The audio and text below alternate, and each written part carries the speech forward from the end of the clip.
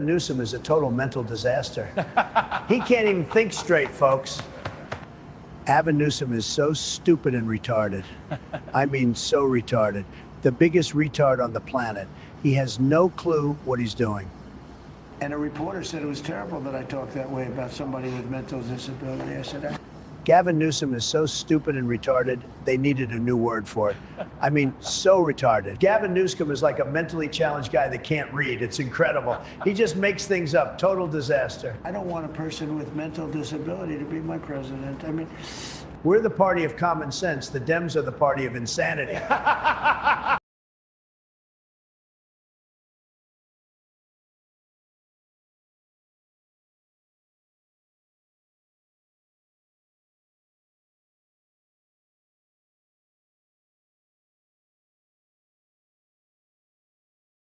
terrible that I talked that way about somebody with mental disability. I said, Gavin Newsom is so stupid and retarded, they needed a new word for it. I mean, so retarded. Gavin Newsom is like a mentally challenged guy that can't read. It's incredible. He just makes things up. Total disaster. I don't want a person with mental disability to be my president. I mean, we're the party of common sense. The Dems are the party of insanity. Gavin Newsom is a total mental disaster. Sorry, I screwed that up. He can't even My think apologies. straight. I don't know what happened. Somehow it got removed from the screen and got all messed up. Hey, everybody, thanks for being here. It's Friday night, little early show. Our good friends over at Watching the Watchers, Robert Cavea, said he was going to rate us. So we said, hey, we'll go early because anything, Robert has rated the stream. Anything like this is greatly appreciated. It really helps out a lot, helps us grow. Why is my camera off again? What is going on? Sorry. Take me a second here to adjust my camera. Ugh.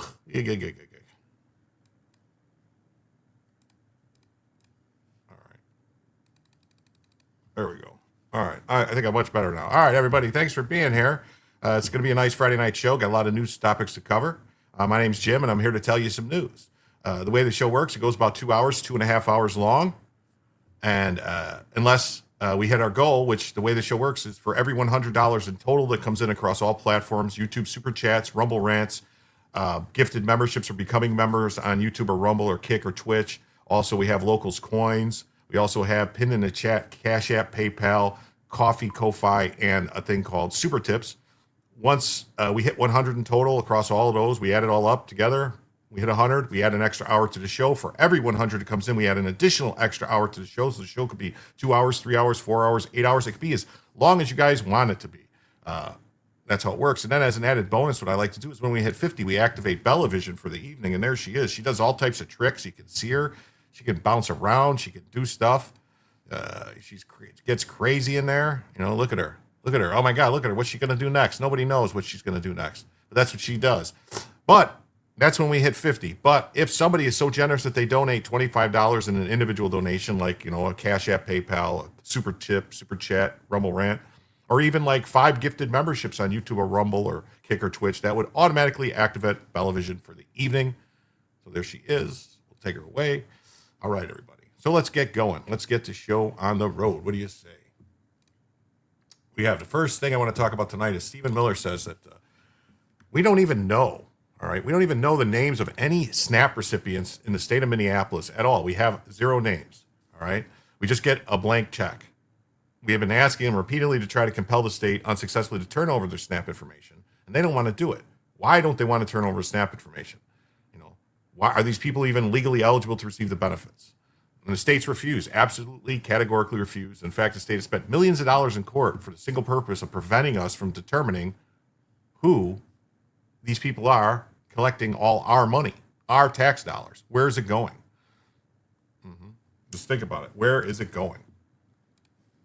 The food stamp program, as an example, SNAP, and that, of course, is administered by Secretary Rollins. We do not know the names of any SNAP recipient in the state of Minnesota. We just get a blank check. We have asked the state repeatedly and tried to compel the state unsuccessfully to turn over their SNAP enrollment rolls so we could ascertain such basic facts as, are these people even legally eligible to receive these benefits? And the state has refused.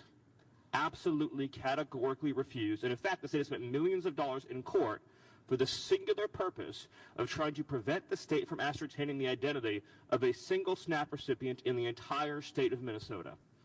Think about what this does to public trust, social trust, people's faith in the system, right? Imagine in the food stamp program as an example. Yeah. Well, I agree. Pio San Pawn.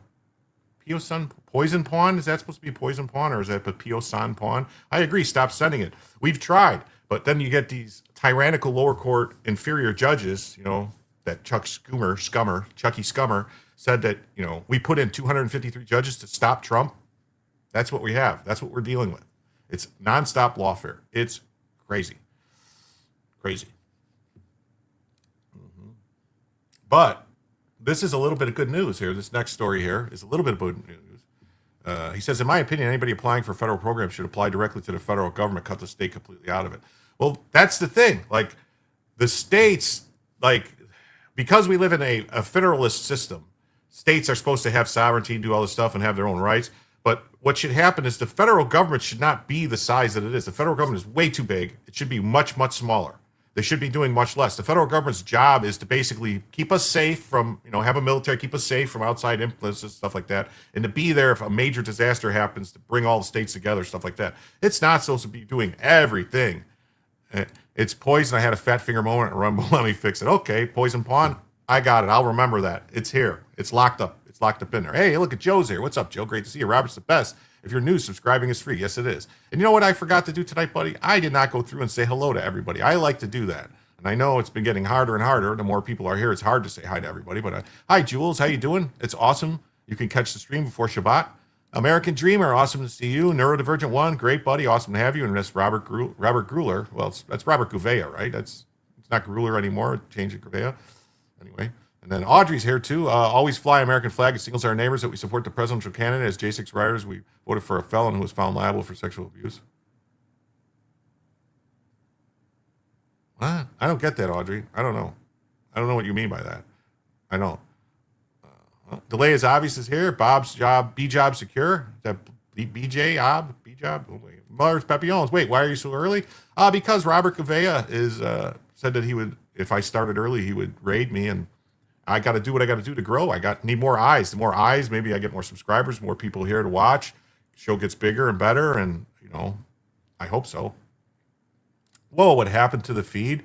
That must have been when it clicked off. My apologies. I hit the wrong button.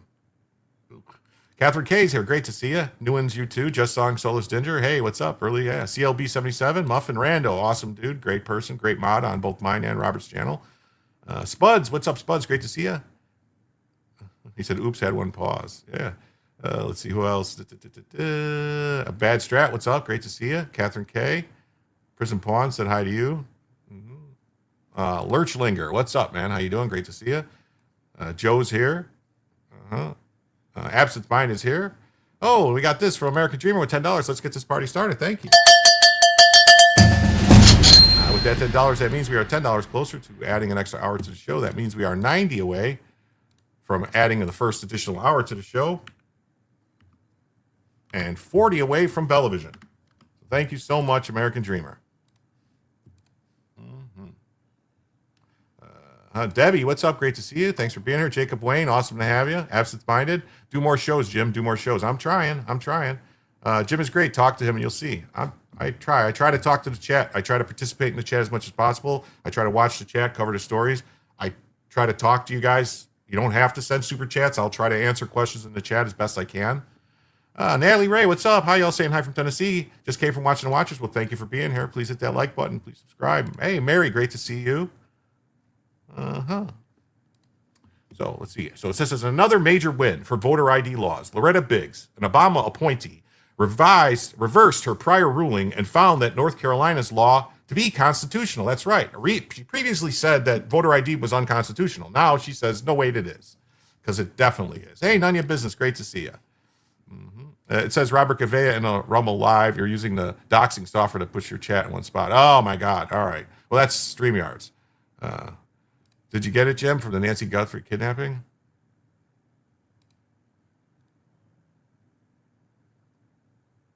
Oh, okay. Now I get it. Talk to him. You'll see. Okay. All right. I understand it. Now I get it. I get it from the ransom note.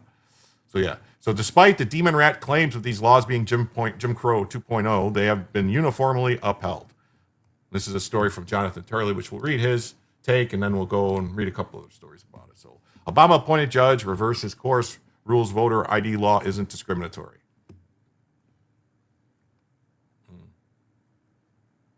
No, wait. We gotta here. We'll watch this real quick. Trump says, because this is what's there's a lot of stuff going on with the SAVE Act. A lot of stuff going on with the. Seriously? No. Forget it. An Obama-appointed federal judge who once blocked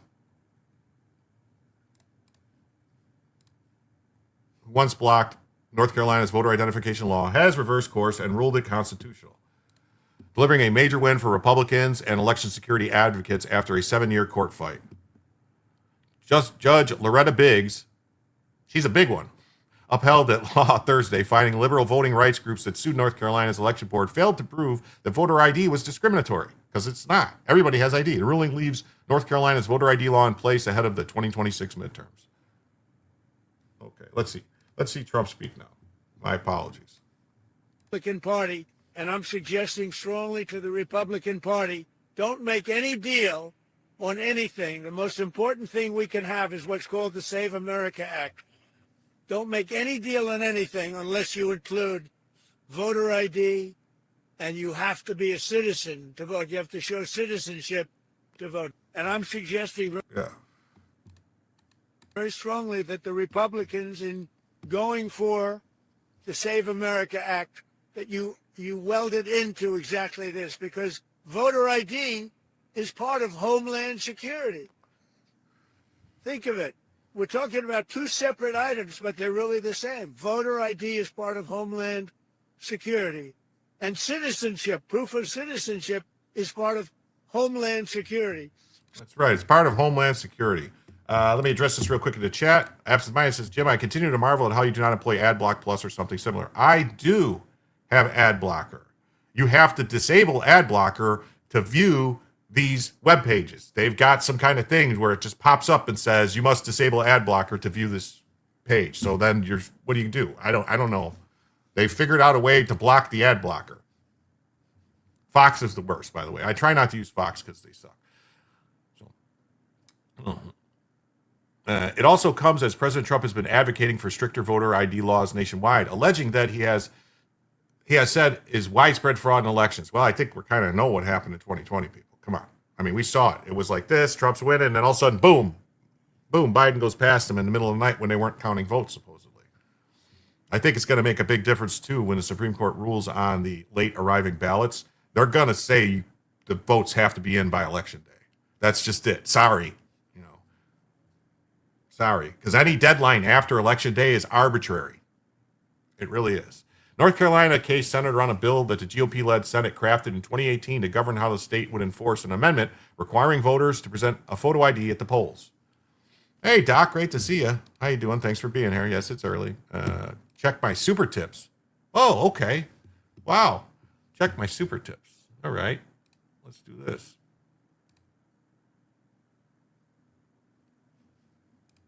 Oh, okay. Here we go. We'll do this. I don't have the super tips thing like set up per se working correctly, but I have to do it this way. No, wait.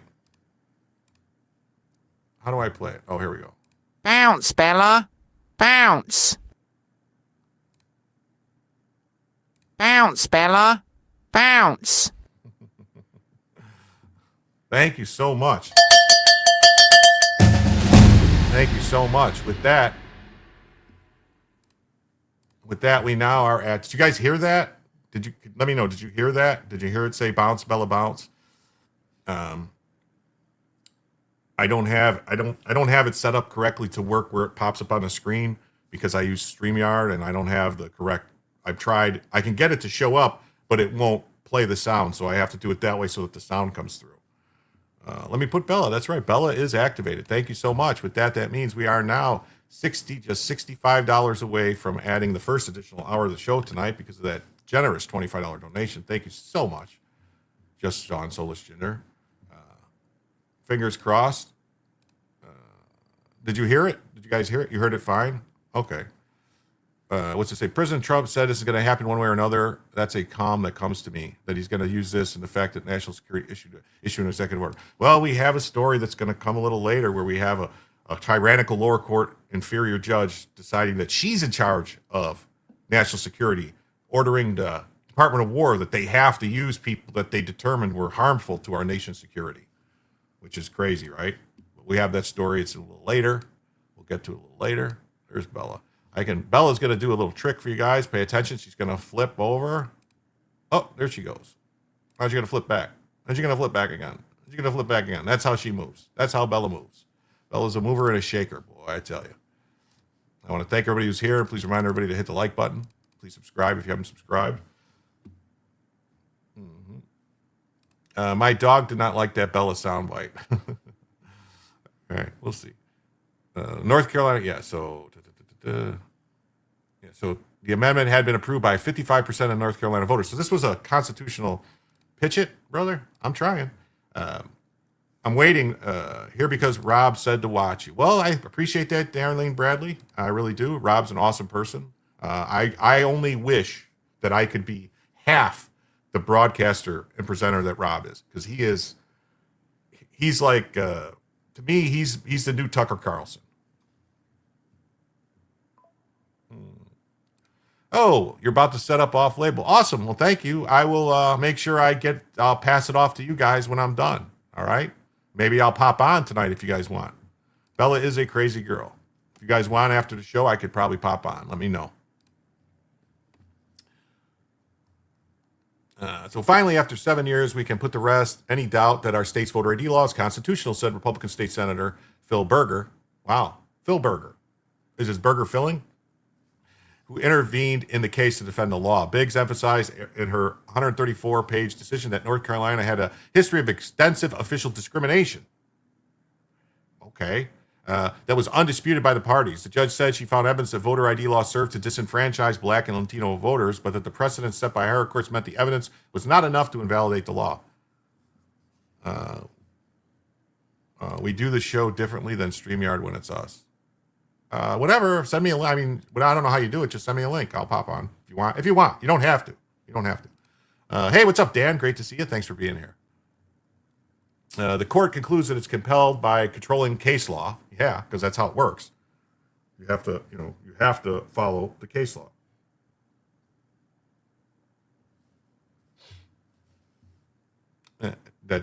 To render the judgment in favor of the defendants, Biggs said, tossing out the plaintiff's allegations that the law violated the 14th and 15th Amendments and the Voting Rights Act. Well, that's, because it doesn't.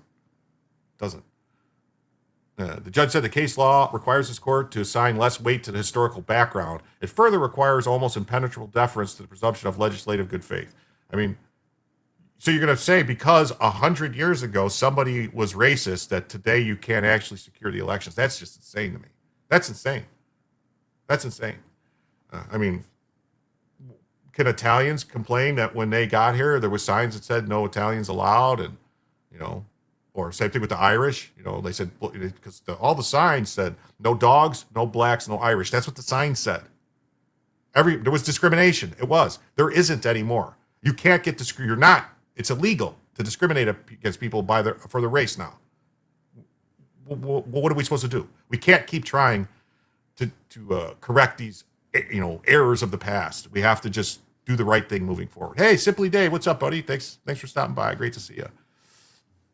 The judge's findings echo prominent demon rats, including Senate Minority Leader Chucky Scummer, who have called voter ID laws Jim Crow 2.0. Scummer said the Save America Act, which he is currently blocking, is a dagger to the heart of democracy. Oh, hey, Joe says, anticipatory fee for derailment subject. Rally. Thank you, Joe. For the $2, that means we are now just $63 away from adding a first additional hour to the show. Thank you all so much. So generous, very helpful. Jim Crow is alive and well, GCA, NFA. Oh, yeah. Actually, I had a story that I had from last night. Maybe I'll cover it tonight if we get some extra time about the Jim Crow stuff happening in Chicago right now to Black people who are legal gun owners, have went through all the stuff in Illinois. They have their FOID cards. They've got their concealed carry permits from Illinois. But because Illinois' computer system is screwed up, and when the police search, even though they have the cards, the police search and it doesn't come up on the computer, they arrest the people, charge them with felonies, take their guns away. They have to spend tens of thousands of dollars fighting it to have the cases eventually dismissed because they go, oh yeah, you were completely legal the whole time. And some of them don't ever get their guns back. Talk about a violation of your 4th, 5th, and 6th Amendment rights. Thune should either resign or senators should remove him. Yes. Terry with a $2 for the rally. Thank you so much, Terry. That means we are now just $61 away from adding the first additional hour to the show. Thank you all so much.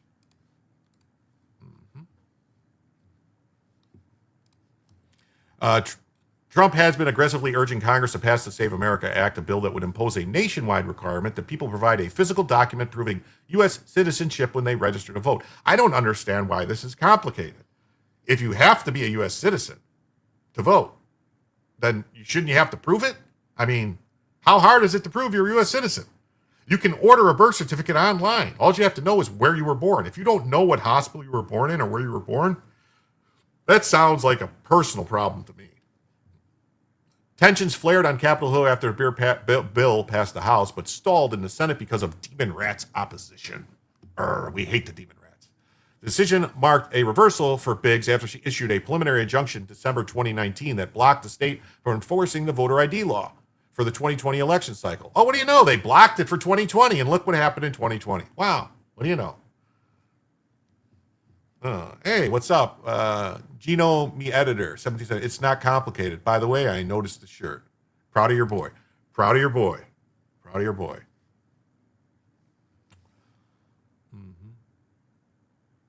In that opinion, she cited the state's sordid history of racial discrimination and voter suppression, arguing that parts of the law were impermissibly motivated. I don't get that. I don't get it. I don't understand how it's even possible.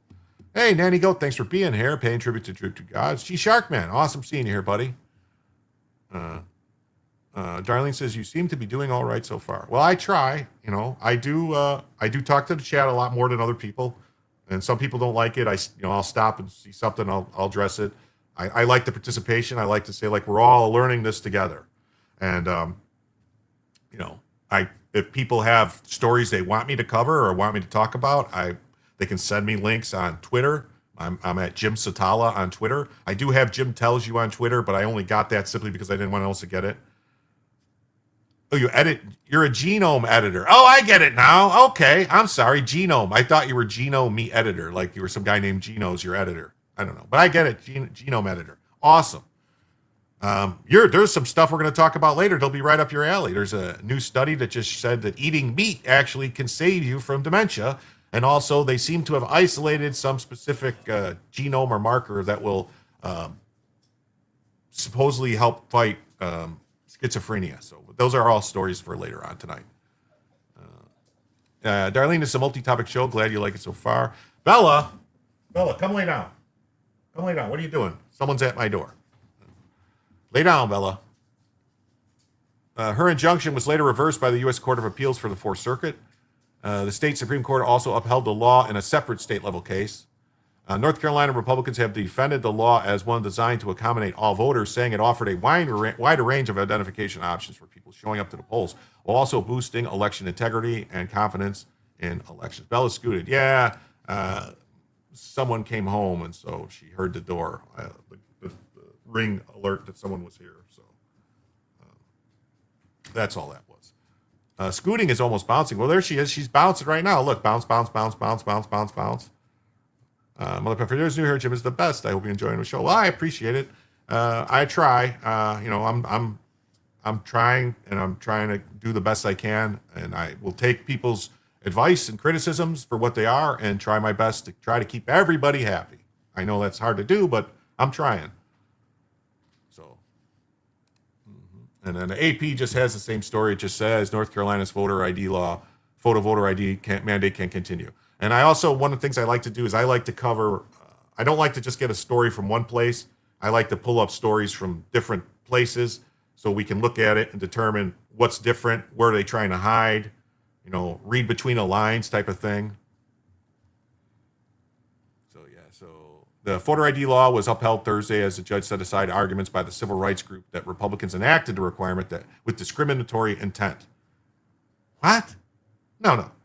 Yeah, okay, you're right. We are. We want to discriminate against people that are not legally allowed to voting. Yes, we want to be discriminatory. Yes, Tiger Woods is not having a good day. I have that story. Yes, Tiger Woods is not having a good day. Derek, thanks for being here.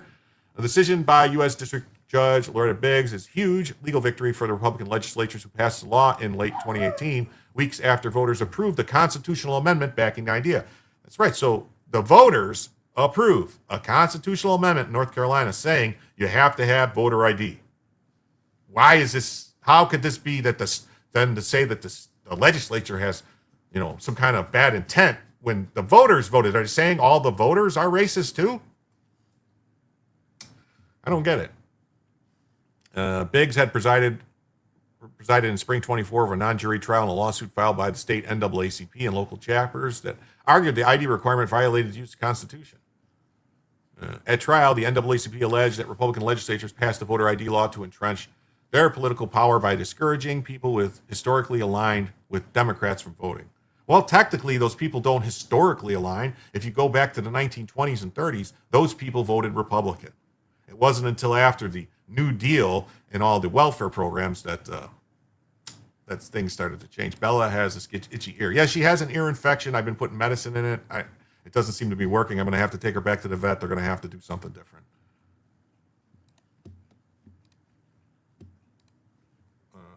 Lawyers for the Republican lawmakers helping defend the law with state attorneys argued that Republicans wouldn't have passed one of the most permissive voter ID laws among states that have them if they wanted to entrench themselves in state politics. They argued that the law is race neutral and contains many more categories of a qualifying ID than was allowed under a previously approved 2013 voter ID law that was struck down years ago. Oh, so now the NAACP is getting involved to preserve against misuse of voter data seized by the FBI. They're really worried about this. They're really worried about these ballots that got taken from Fulton County. I mean, what are they worried about? Someone might actually find out something's amiss. There's a problem. I mean, how can they send the ballots back to them unless somebody actually counts them? They have to know the number of ballots going back. They have to all be cataloged. You know, you have to inventory everything that comes in. So hopefully, don't let them put her on allergy medicine.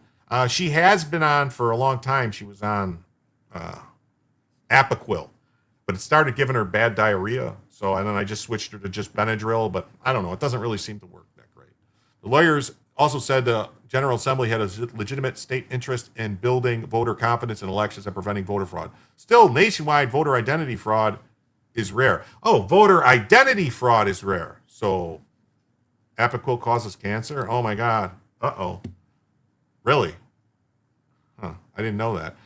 So the NAACP President Deborah Hicks Maxwell called Thursday's decision deeply disappointing and ignores the real documented barriers that voter ID laws have on certain voters.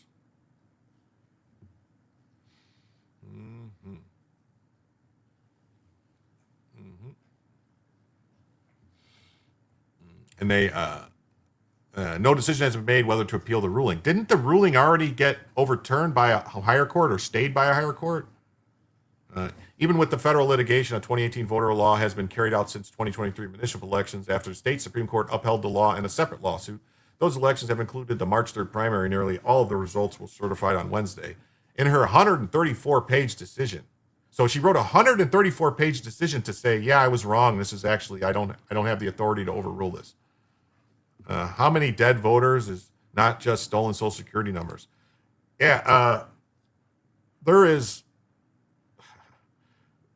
It's been like, come on, let's be real. There's always been people voting that shouldn't be voting. There's always been people, dead people voting, especially, they made it worse by not having to actually go in and lie. But I mean, if all you have to do is walk in and say, my name is Joe Smith or whatever, and you can vote, like, we know that groups that break the law get lists of the voters and their addresses and everything. So that's all the information they would need. Because we saw the James O'Keefe videos the other day where they had the lists of the names and addresses of voters, and they were paying the homeless people to sign petitions and stuff. So if these groups that are breaking the law that way will do that, what prevents them from paying homeless people $3 to walk in and vote under the person's name? Come on. Think about it. It's not that far of a stretch. What's it say? Diphenhydramine hallucinations. Watch those doses, bro. Oh, for the dog? Really? Oh, man. What am I supposed to do? I don't know. This is starting to scare me. I love my puppy. I just don't, I don't want her to suffer at all. Biggs said the state's history of voter discrimination and suppression favors a finding, but she wrote the previous rulings, including one from a federal appeals court, requires this court to assign less weight to that background. Yeah, we heard that. So, Fourth Circuit Court of Appeals reversed her decision, writing that she had put too much emphasis on past conduct. So she's already been reversed. I mean, so based on a preliminary injunction record, the limited evidence presented at trial arguments, the court concludes it's compelled by controlling case law to side with the leaders of the state legislature. Why don't they just forge the signature? Seems easier. Well, that's what they're doing. They pay the homeless people to forge, just write the signatures, whatever, and they don't do signature verification. That's another thing. Like in 2020, the signature verification, the rejection of signatures was like 0.0001, when normally it's like almost a full percent of signatures, or 2%. It's crazy. Just make sure you're not overdoing it. It doesn't take much at low weights. Well, I give her the doses that it says to give kids, because she does weigh 80 pounds, and that's like a kid's weight. So yeah, North Carolina offers free ID cards for voting at county election offices statewide and the Division of Motor Vehicles. So they give free IDs. If you don't have money, they'll give you an ID that's just for voting. How is that racist? People lacking photo ID for the polls should have their votes count if they fill out an exemption form or bring their ID to the election officials before the final tallies. In a separate state court lawsuit, the 2019 law was struck down initially, but when the state Supreme Court flipped from Demon Rat to Republican, the justices agreed to revisit the matter and proceed to uphold the law. 36 states have laws requesting or requiring identification at the polls, 23 of which seek photo ID, according to the National Conference of State Legislatures. Like, to me, this is a no-brainer, common sense. You have to have ID. You can't buy Sudafed at the pharmacy over the counter without an ID. You can't buy spray paint. You can't buy liquor, tobacco. You can't rent a car. You can't get on a plane. I mean, you have to show ID every time you go to the doctor. I mean, what is going on? All right, this is some great news here. Trump signs an executive order, and TSA workers will start seeing paychecks on Monday thanks to Trump's executive order. TSA agents will start seeing paychecks drop in their bank accounts on Monday, a much-needed boost for stressed-out airport workers who have been caught in a bitter political fight between the crazy demon rats and people that aren't crazy. It's always the same map, Jim. States without ID all go demon rat. Oh, I know. More than 40 days this has been going on. Can you imagine? Even show ID for whiteout in New York. Yeah, you have to have an ID to shovel snow for New York City. Can you still get in a courthouse without ID? I don't know. I mean, most high-rise buildings in any major city that has security, you have to show ID to get in. I mean, to me, it's just common sense. Everybody has IDs. Everybody has IDs. If you don't, you can get one. Claim you're dead. Just want to love life anyway. So President Trump signed an order on Friday using emergency powers to order workers paid despite the ongoing Department of Homeland Security shutdown. Did I hear Trump tell NATO to pound sand? I didn't. Did this happen today? I didn't. This happened today? While Congress has failed to fund the rest of the department, TSA workers will get summer leave, though other DHS workers are still unpaid. Yeah, you need ID to go to the doctor. I'm not sure about TSA payments. That may not be kosher. This might not be kosher, Joe, but Trump is baiting the Democrats to sue him. That's what he's doing. He's baiting them to sue, to go to court and sue, to say, no, don't pay these people. That's what he's doing. Brian says, holy yes. Got numbs, thumb, place on nose. His speech tonight? Okay, I'll have to look it up. Trump did a little NATO bashing, but they haven't asked for anything to be told to go pound sand. It doesn't do any good. I've been telling them that for years. Me too. I don't think NATO should exist. That's my personal opinion. I don't think there was a reason to keep NATO after the fall of the Soviet Union. You know, I mean, Putin came to George W. Bush after 9/11 and said, "Hey, why don't you let us join NATO? We'll help you. We'll help you go after the terrorists." And George W. Bush said, "No, Putin, I can't because the Germans were all pissed." NATO is a failure. All our allies are run by communists today. Seems that way, doesn't it? There's Bella getting some water. I was good enough. I brought the water in here for Bella. That way, if she got thirsty while we were doing the show, she could get a drink. Because I thought it was rude to not have water in her for her. Yes, you might know what it feels like to be without a paycheck because of those who didn't lose theirs because they exempted themselves for over 40 days. Oh, yeah. Yes, he did, and made the point to say it was breaking news. And NATO and TSA, UN, and DOJ. I agree. Get rid of it all. Get rid of it all. Bella, come lay down. Come on, girl. What are you doing?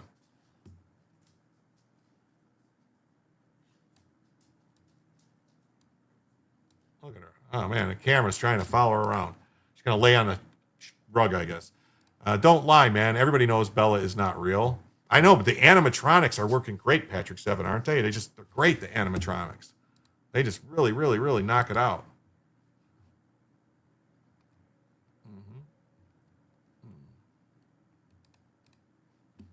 Really knock it out. Today, at the direction of President Trump, Secretary of Homeland Security Mark Wayne Mullen, TSA, has immediately begun the processing of paying its workforce. TSA officers will begin seeing paychecks as early as Monday. TSA is grateful to the President and Secretary for their leadership to put money back in the pockets of TSA employees who worked without pay during the ongoing DHS shutdown. Move the UN to Iran. Now hey, Brian Ogden, thank you for the $2. So with that means we are now $59 away, just $59 away from adding the first additional hour to the show. Thank you all so much. So generous. Chuck E. Cheese is going to need a robot back, but you can keep the stuffed animal dog skin. Well, thank you. I didn't know you were on watching from Australia. Well, thank you for being here. Yeah, Bella is AI. That's right. I had to put in my own power supply. I have a Caterpillar diesel generator running to power all my servers to keep the AI running. I was watching Fish. Oh, okay, cool. The band Fish, or are you just not going to be looking into water Fish? Yeah, Trump signed the order after legislation to fund DHS stalled on Capitol Hill, and airport security wait times ballooned to hours at some locations. I determined that these circumstances constitute an emergency situation compromising the nation's security. TSA workers are the second month without pay after a partial shutdown of DHS funds. The Senate, in early hours on Thursday morning, passed a measure to fund the department, but the House rejected that on Friday. Yes, we're going to talk about this. Abe Pagoda Fish, walleye run here in Maumee. Oh, okay, I love walleye. You caught 4. Walleye's good. I'm normally asleep when you're on the last few months. Good to see you on early. Well, thanks for being here. Yeah, Joe says, let's not let that $59 let Jim go to bed early. Veterinary Secrets on YouTube. Dr. Jones, former practicing vet, got tired of business, now practices homeopathic and gives free advice. Very good. Okay, I'll check that out. Thank you so much. House Speaker Johnson told reporters the chamber would move as soon as possible on a stopgap measure funding DHS for 60 days after federal immigration enforcement got $0 in the Senate version of the bill. He blamed the demon rats for the 11th hour solution. Yes, not a fan of flossing. I don't know what that means. It's unconscionable that the demon rats will force some sort of negotiation at 3 o'clock in the morning. Yeah, they tried to do this crap. I'm going to cover it. What they did was really sleazy and sneaky. At like 2, 3 in the morning, they had like a voice vote where there was only like 8 or 10 senators there to vote and got it passed through, and then they all left and went on vacation. Total sleaze move. Hey, what's up, Lisa? Thank you so much for the 10. Thank you. That means that we are now just $49 away. Just $49 away from adding a first additional hour to the show. Thank you so much. Oh, look at that. G Sharkman for $2. Thank you so much. That means we are now 47. Hey, 47. 47, just like Trump. Thank you so much. It was a sleaze move, but everybody knew it would happen, and nobody stopped it. They all wanted to go on vacation. Yeah, total sleaze move. So passengers continue to face hours-long waits at some of the country's busiest airports. TSA officers are now losing their homes and cars, struggling to put food on the table, and experiencing all-around financial catastrophe because of this extended shutdown. This is the third they've experienced in just 6 months. Every one of these, like, how is it possible that this happens only when a Republican's president that they do this crap? And when it was Obama and they shut down, Obama did all this stuff and they closed down parks and did all these things to basically make this look like it was worse when it wasn't, and then the Republicans caved. Hey, what's up? Good morning, good evening, Jim. JP Schwartz. What's up? Great to see you. If they cared about Trump's agenda, they would have done more. They are purposely dragging their feet so they can't be labeled when he's gone. Yeah. I have a feel they're just. I think the rhinos are worse even because they try to. Says, hey Jim, COTR sponsors Rough Greens food supplement for pets with allergies. Just check it out.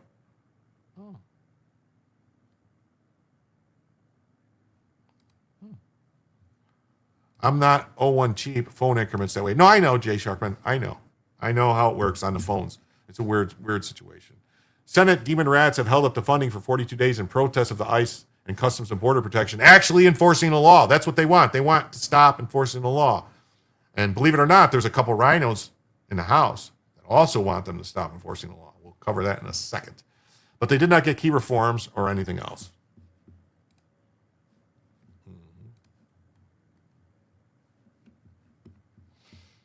Same thing on the Gateway Pundit. President Trump signs executive order authorizing pay amid the Schumer shutdown, the Scummer shutdown. Same thing on Newsmax. Trump moves to pay TSA workers. Then we got this nice story. Well, it's not a nice story, but this basically breaks it down. Senate GOP capitulates over DHS funding, but denies Democrats' ICE reforms. Yes, it is all connected. It is. Chuck Scummer, this is exactly what we wanted. This is what we asked for. I'm very proud of my caucus. My caucus held the line. So that's what they wanted. They wanted not to pay people. Shortly after 2 a.m. Friday, Senate Republicans caved to the demon rats. The Senate voted unanimously to advance a deal to reopen most of the Department of Homeland Security. Well, unanimously for the people that were there. There was only like 6 or 8 of them in the chambers. and they did a voice vote. Yes, that's bullshit. Oh, it is, Anne-Marie. It is bullshit. The agreement, however, provides no funding for ICE and CBP. The 53-47 vote came on the 42nd day of a shutdown that has wreaked havoc in the airports nationwide following the Demon Rats' 7th refusal on Thursday to accept the prior deal. A lot of people have numbers for their last names. Oh, okay. It's because of YouTube keeps changing stuff and screwing everything. President Trump's angry over Demon Rats' continued defiance, announced on Truth Social that he would sign an executive order instructing the Homeland Security to pay the TSA agents. Who was there? I want to say it was like 4 or 5 Republicans. I think it was like Thune and a couple others. And then Andy Kim, the Demon Rat from New Jersey, senator from New Jersey. Ogden is like Utah. Okay. What's up, Scorpio? Great to see you, buddy. Thanks for being here. Republicans ultimately conceded many of the Demon Rats' demands to point to what is, in fact, the silver lining. The deal excludes many of the reforms the Demon Rats had sought, such as forcing agents to unmask, requiring ICE to obtain judicial warrants. Like, I'm confused, thought ICE was already funded. Okay, the ICE agents, the agents that go out and make the arrests are funded. All the people that work in the offices, all the administrative staff, all those people are not paid. Like, clerks, stuff like that, the secretaries, all the people that work in the, that aren't agents going out and making arrests aren't getting paid. Following the vote, John Thune said, "We've been trying for weeks to fund the whole thing, and I mean, in the end, this is what they were willing to agree to."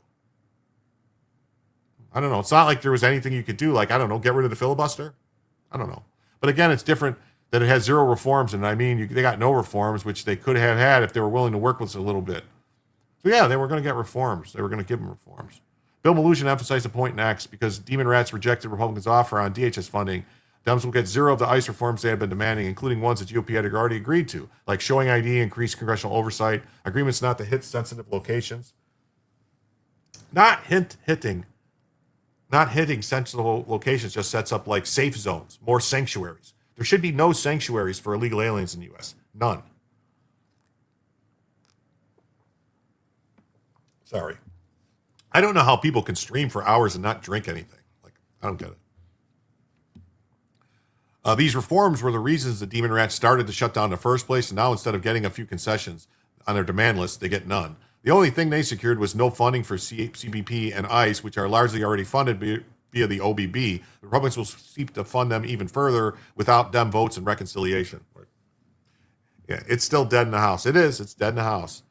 As for the Dems' demands, the ship has sailed, Majority Leader Thune said. They kissed that opportunity goodbye by failing to provide funding for those agencies. Yeah, sure they did. And except for, I don't trust Thune at all. I don't trust him at all. Yeah, so he just says they got 0, they got nothing. Thune pointed out that anticipating this precise scenario, Republicans included funding for ICE and CBP in last year's Big Beautiful Bill. The good news is we anticipated this a year ago. I mean, one of the reasons we preloaded up the One Big Beautiful Bill with advanced funding for Homeland Security was because we anticipated this was going to likely happen, and it did. I still think it's unfortunate. The Demon Rats wanted reforms. We tried to work with them on reforms. They ended up getting no reforms. Rekieta didn't have that problem. What do you mean? What problem? ICE and Border Patrol and Customs are already funded and have been for months. The agents are, not the office staff. There's a difference. Thune had it, he hopes, to include additional funding for DHS in the reconciliation bill, which requires only 51 votes to pass. The Republican Party is infiltrated with Demon Rats, posing as conservatives in local and state politics. They wear a suit, talk the talk, and vote left. People don't pay attention. They buy the BS. Yes, Ray Costello, that's 100% true. Thune gave the Dems a way to say they voted to fund DHS, and the Republicans voted no because he's an asshole. Yeah, this is exactly what that other asshole Lankford tried to do before the 2024 election with the, immigration reform that locked in all the people coming across the border. Sanctuary cities are no longer federally funded, correct? Thought Trump took care of that, ended that nonsense. He tried. He's been blocked by judges. He's been blocked by Biden and Obama judges. The filibuster. Well, the filibuster does. You got to get rid of the filibuster. I mean, or do a standing filibuster. I mean, the filibuster was never a thing that was just supposed to block all votes. It was supposed to give people a chance to debate. The talking filibuster was where everybody got to talk twice. And then after they both got their 2 speeches, they could talk as long as they wanted, but they only got 2 opportunities to do it. And once they all talked, that was it. It was over. The vote went 51.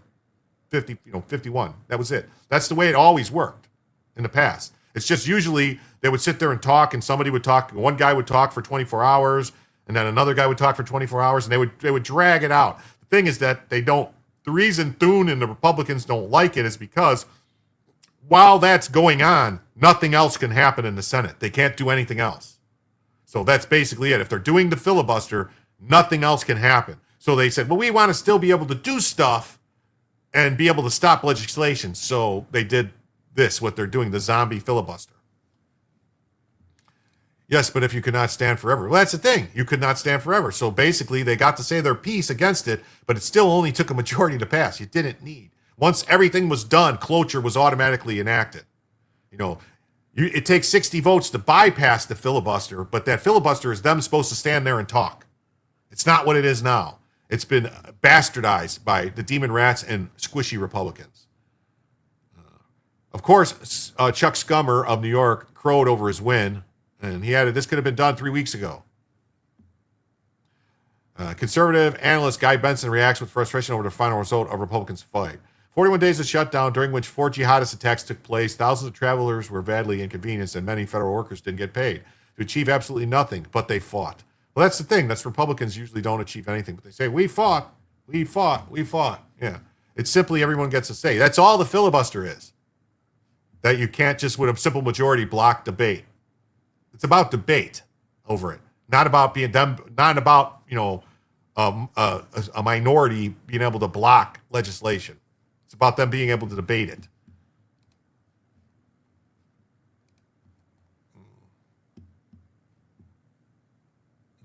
Yeah, let me see. Let me find this real quick. Let me find this. I should have had this pulled up. My bad. Let me find this. I'll show you one of the problems right here.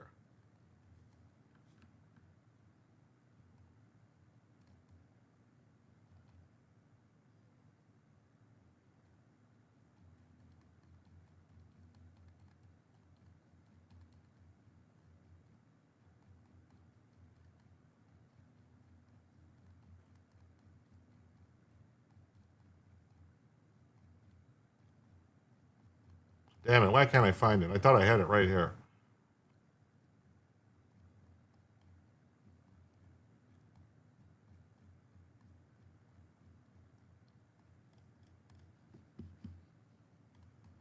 What the hell? Here it is. Okay, here it is. Sorry. I knew I had it. I just didn't know it was that far down my list. Sorry about that, folks. So Utah's John Curtis, who's not... This guy was... John Curtis, the guy that was appointed by the phony rhino governor of Utah, was the head of the Democrat Party of Salt Lake City. And then all of a sudden, he's a Republican getting appointed. He's like, I'm a Republican now. Okay, you're appointed to Senate. And he stands next to pencil neck Adam Schiff. He sounds exactly like a demon rat trying to find ways for illegals to stay in the country. Yeah. So here, this is you have to define amnesty. So these are supposed Republicans talking about amnesty for illegal aliens. Do we need then to anyone who's here illegally that hasn't committed a crime, Senator Curtis, should there be a path to citizenship? Is that what compassion means to you, or should these people not be allowed to stay? Well, then let me ask you a question. Is there any law, any rule broken in our country where we don't have a consequence defined? So why don't we have a consequence defined when it comes to coming into this country without documentation? We continue to allow these people to be here, but we haven't defined what their consequence is. So that's an inaction from policymakers? Absolutely. All right. So what would you say we need to do then? What's your answer to that? I get is like it every amnesty other. for? So first of all, you have to define amnesty, but any other crime that's committed here in our country, we define what we define what the punishment is, and we've failed to do that in this case. Senator Schiff? I thought I'd be arguing with you, not Senator Curtis. Look, think we need strong enforcement of our laws, but we also need to enforce them with compassion. And Yeah. Fucking liars, yes. Both lying broads, yeah. I couldn't tell the difference between Nikki Haley and Kamala Harris. Yeah, the consequences, they get deported, you retard. That is the consequences. They have no legal right to be here. They go. That's it. They have no legal right to be here. It's not a punishment to get deported because they have no right to be here. A bill should be passed in Congress stating that all members of Congress forfeit their pay anytime the government is shut down. Yeah, but there isn't a...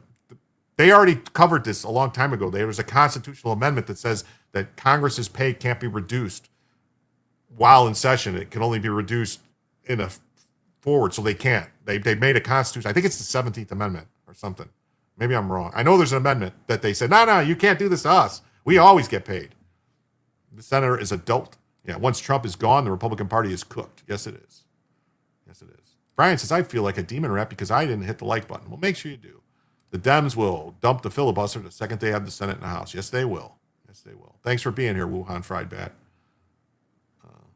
Just what we need, another Senate weasel. Yeah, they make their own rules. Mm-hmm. Yes, with Republicans like this, who needs...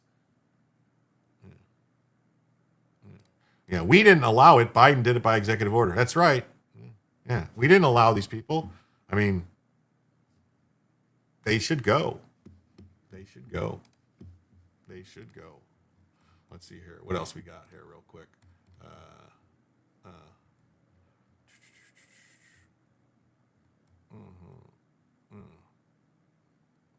Yeah, look at this. This is a story. This is like a local news story out of New York, but I thought it was... Imagine my shock at this fact. He got a sweetheart plea deal and was on parole for committing this exact same crime before reoffending. Supposedly he's mentally ill, but was still set free. Can't wait for Alvin Bragg to charge the Good Samaritans like he did to Daniel Penny.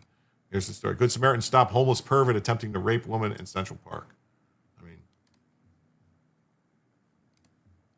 this is what's going on. Jim, Congress exempted themselves, but there's nothing says we can't pay them $1 a week.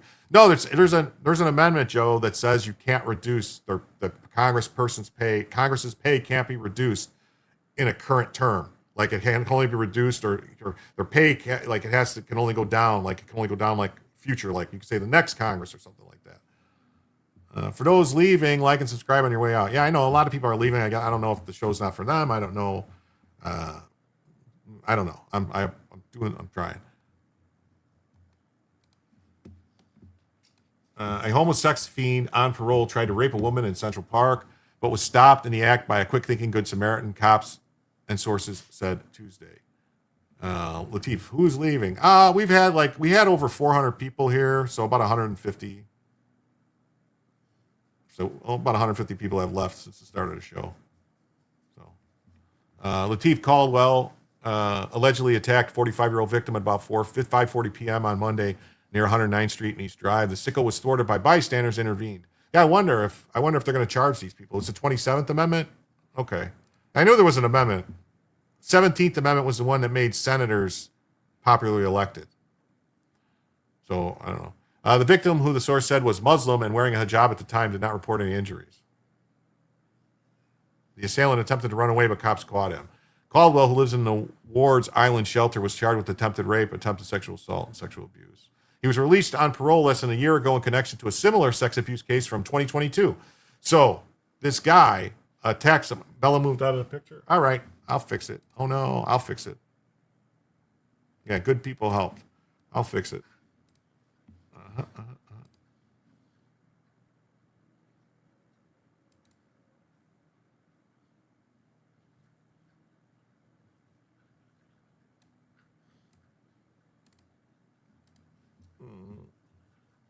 Some people probably left to eat dinner. Probably. I know. I know. And Brian says, damn it, I showed up and everyone leaves. Yeah, so in 2022, he tried to rape someone in 2022, and he's already out? He's already out in 2026? Come on. Solution, eat dinner watching Jim. In that incident, he allegedly tackled a 23-year-old stranger to the ground and attempted to pull down her pants while he straddled her on East 13th Street, according to a criminal complaint. So this guy is just attacking strangers on the street and attempting to rape them, and they're just letting him out. Just let him out to do it again. Just let him out to do it again. The judges and prosecutors' name should appear right next to the criminal's name. Yes.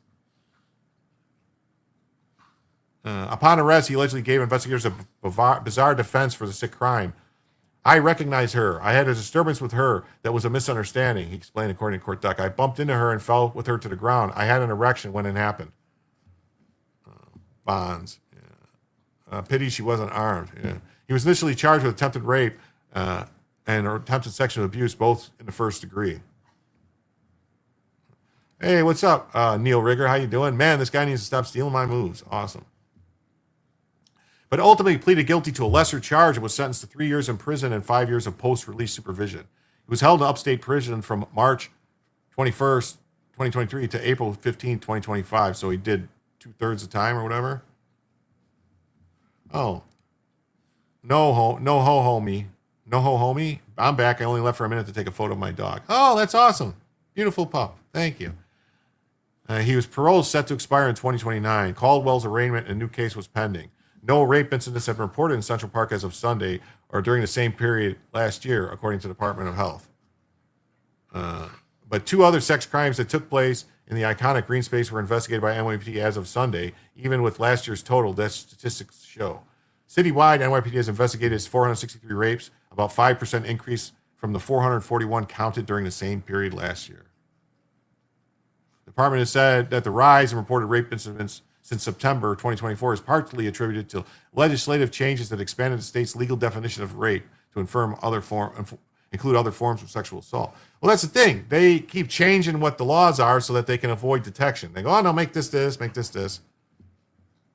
He was just walking around, hip thrusting, minding his own business. Yeah, he just slipped. He was walking. There was a banana peel on the ground.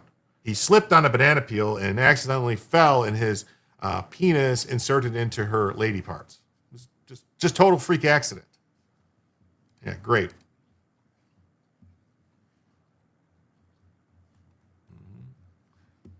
So we got that story.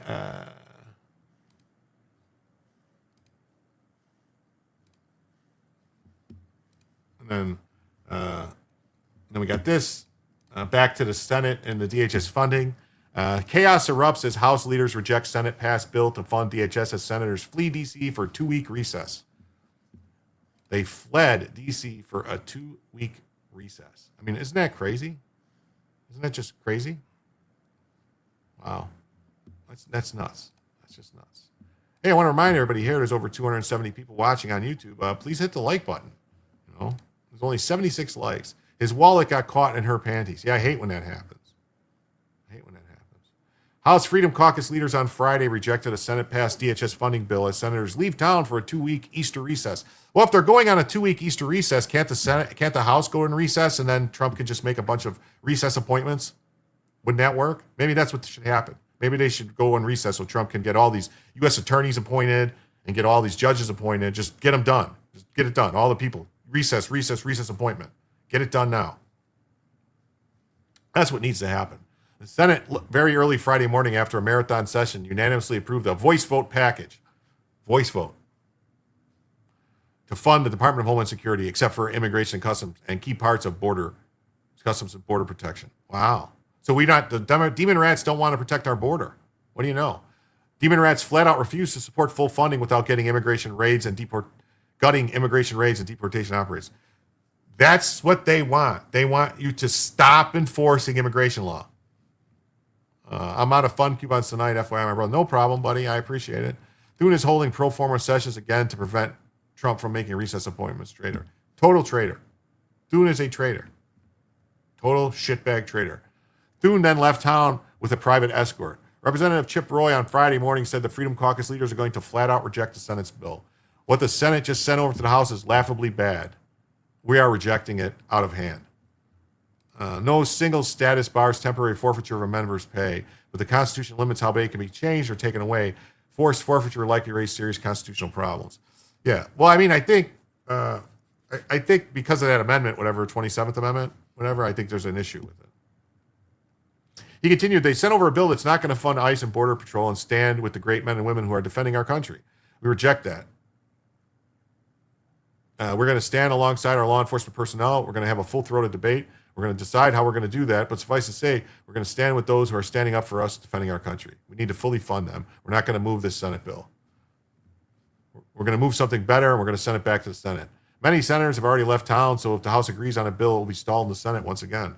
Hey, look at this. No ho homie is a new member. Yes. Casual listener. Thank you so much. With that, that means we are now $43 away, just $43 away from adding a first additional hour to the show. Amnesty. Yeah, well, that's what man. The Senate bill's a non-starter. Oh, let's see. We can hear him talk about it. Hey everybody, it's Chip Roy here from Texas 21, and what the Senate just sent over to the House is so laughably bad, we're rejecting it out of hand. They sent over a bill that's not going to fund ICE and Border Patrol and stand with the great men and women who are defending our country. We reject that. We're going to stand alongside our law enforcement personnel. We're going to have a full-throated debate. We're deciding what we're going to do, but suffice it to say, we need to stand with those who are standing up for us to defend our country. We need to fully fund them. We need to consider voter ID and other things to make our country safer and better. But we're not going to move this Senate bill. We're going to move something better and send it back to the Senate. We have to. That's awesome. That is awesome. It's absolutely offensive to people that we represent. The Senate would send over a bill. Oh, we got more? Okay. I just want to add, it is absolutely offensive to the people that we represent that the Senate would send over a bill that doesn't fund Border Patrol and the core components of ICE, particularly what the chairman's talking about with respect to stopping child trafficking. It's absurd. And the fact that they would expect us to take that up and pass it today as they leave town, could the Senate be any more lazy than to send to us a bill that doesn't do the job and then leave town? So we're going to stand up and say no to that. We're going to send back a bill that's responsible so that the American people can get behind us for wanting to secure the United States of America, defend the people, and do what we said we would do, and send it back over to the Senate. Well, that's awesome. That's awesome. Bella's getting another drink of water. That's what she's doing. Oh, look at this. Oh, thank you so much, Lisa. Thank you so much for the 20. That is so greatly appreciated. That really helps a lot. That means right now we are just $23 away. That's right, folks. Just $23 away. Just $23 away from adding a first additional hour to the show. Thank you so much. Thank you so much, Lisa. Yes, Chip is very good. Don't shock her. I would never shock my dog. I can't believe people do that. Yes, thank you for everything. Them gloating was short-lived. Translation, the Senate is high on meth. I can't believe Thune is such a big piece of shit. Yeah, well, what are you going to do? See, now she moved again, so now I got to go back. She's building a nest right now. You're going to have to give her time. It'll take her a minute to get her nest all the way she wants it.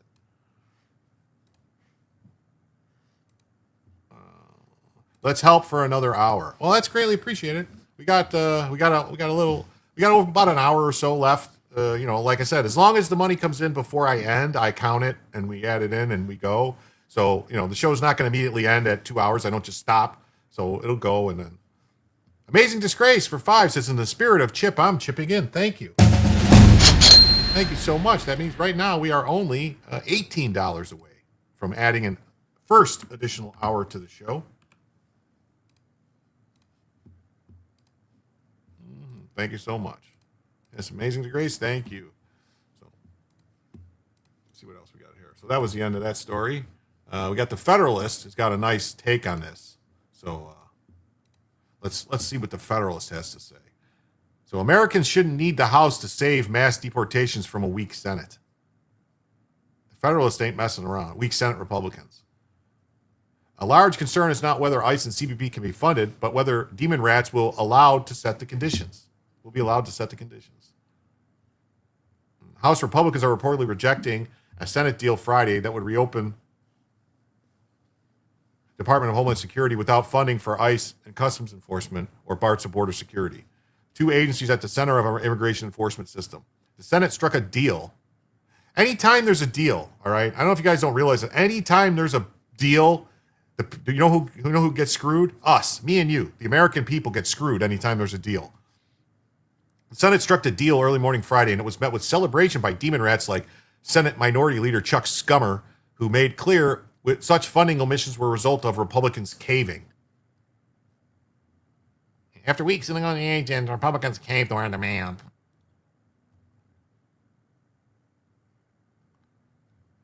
In wake of the murders of Renee Good and Alex Preddy, Senate Democrats were clear no blank check for lawless ICE and Border Patrol. Democrats hold firm in our opposition that Donald Trump's rogue and deadly militia should not get more funding without serious reforms. Well, then, wait a minute. If one action by one or two police officers can cause this, then shouldn't the hundreds, if not thousands, of murders that have happened by illegal aliens mean not another single illegal alien should be in this country? We must stop it all? Or what about the Islamic extremism? There was 4 Islamic extremism attacks in the U.S. during the shutdown. Doesn't that mean we might want to make some changes to that? Huh? Scummer said in a statement, Demon Rats held firm in our opposition to Donald Trump's rogue and deadly militia should not get more funding.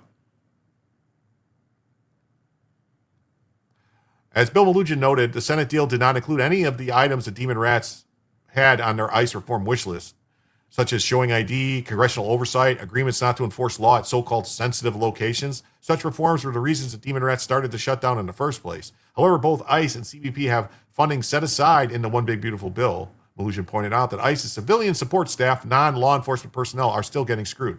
That's right. It's not a deal. It's manipulation. Nixie Nix. I agree. I don't like it at all. Hey, what's up? Hey, love. Thank you. The civilian support staff are who's getting screwed. The secretaries, the clerks, office personnel. Earlier this week, he noted these crucial workers haven't been paid since the DHS shutdown began. House Republicans are reportedly rejecting the Senate-passed deal on Friday, instead proposing a 2-month clean extension of all funding. Which, I mean, that's always been the way it's been. It's always been the way it's been. A clean extension. None of this crap. Wish the government would get some wood chippers for. Yes, my wish list is both sides of the aisle. Yeah. But the fact that Senate Republicans were willing to concede law enforcement funding to the Demon Rats is still problematic. The Senate agreement ultimately signaled that immigration enforcement funding can be negotiated. But if funding is negotiable, does that also mean Republicans are willing to treat immigration enforcement as negotiable? I mean, yeah. What happened to the Save America Act? The same Senate rhino Republicans that are really just Democrats, they don't want it either. They'll do whatever. Basically, that's why they fought and let it go. There was 4 more Senate seats that would have been Republican if they didn't get screwed in 2024. Michigan, Wisconsin,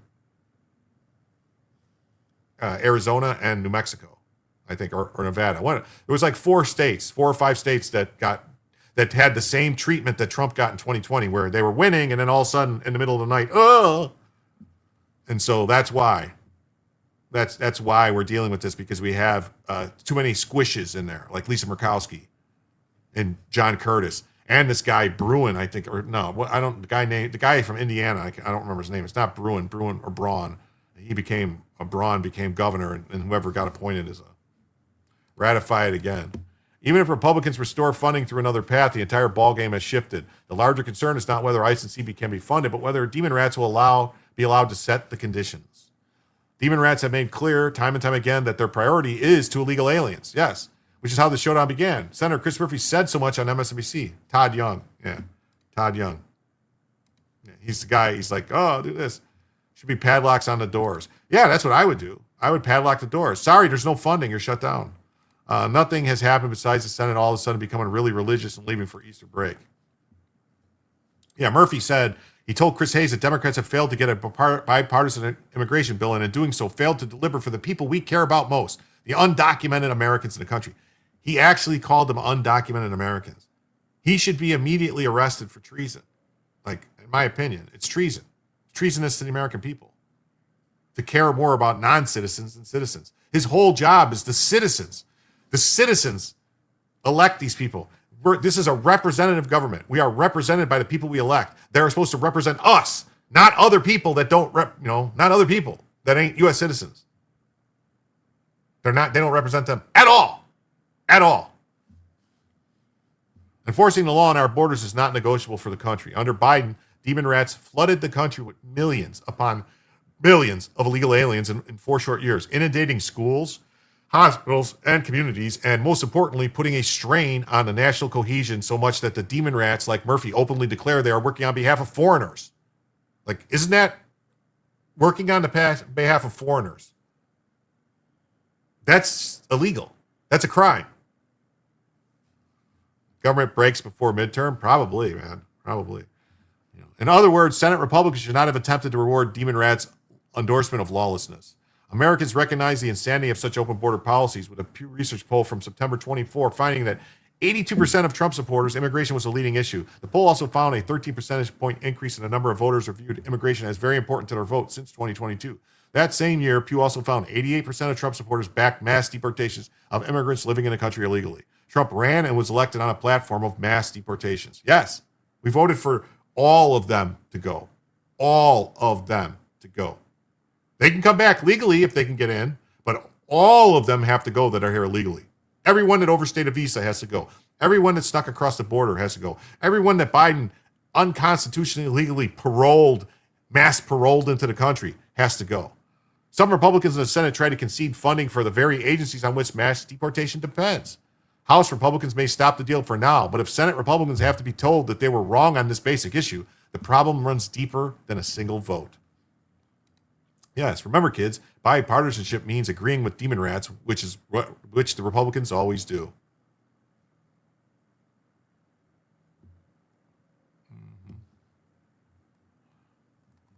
I mean, it's just nuts, man. It's just nuts. New York Post says House GOP rejects Senate mass bill, funding bill, but Trump will pay TSA separately to stop airport chaos. So this is what's going on. We'll watch a little bit of this. This is what's going on at the airports with ICE and all them.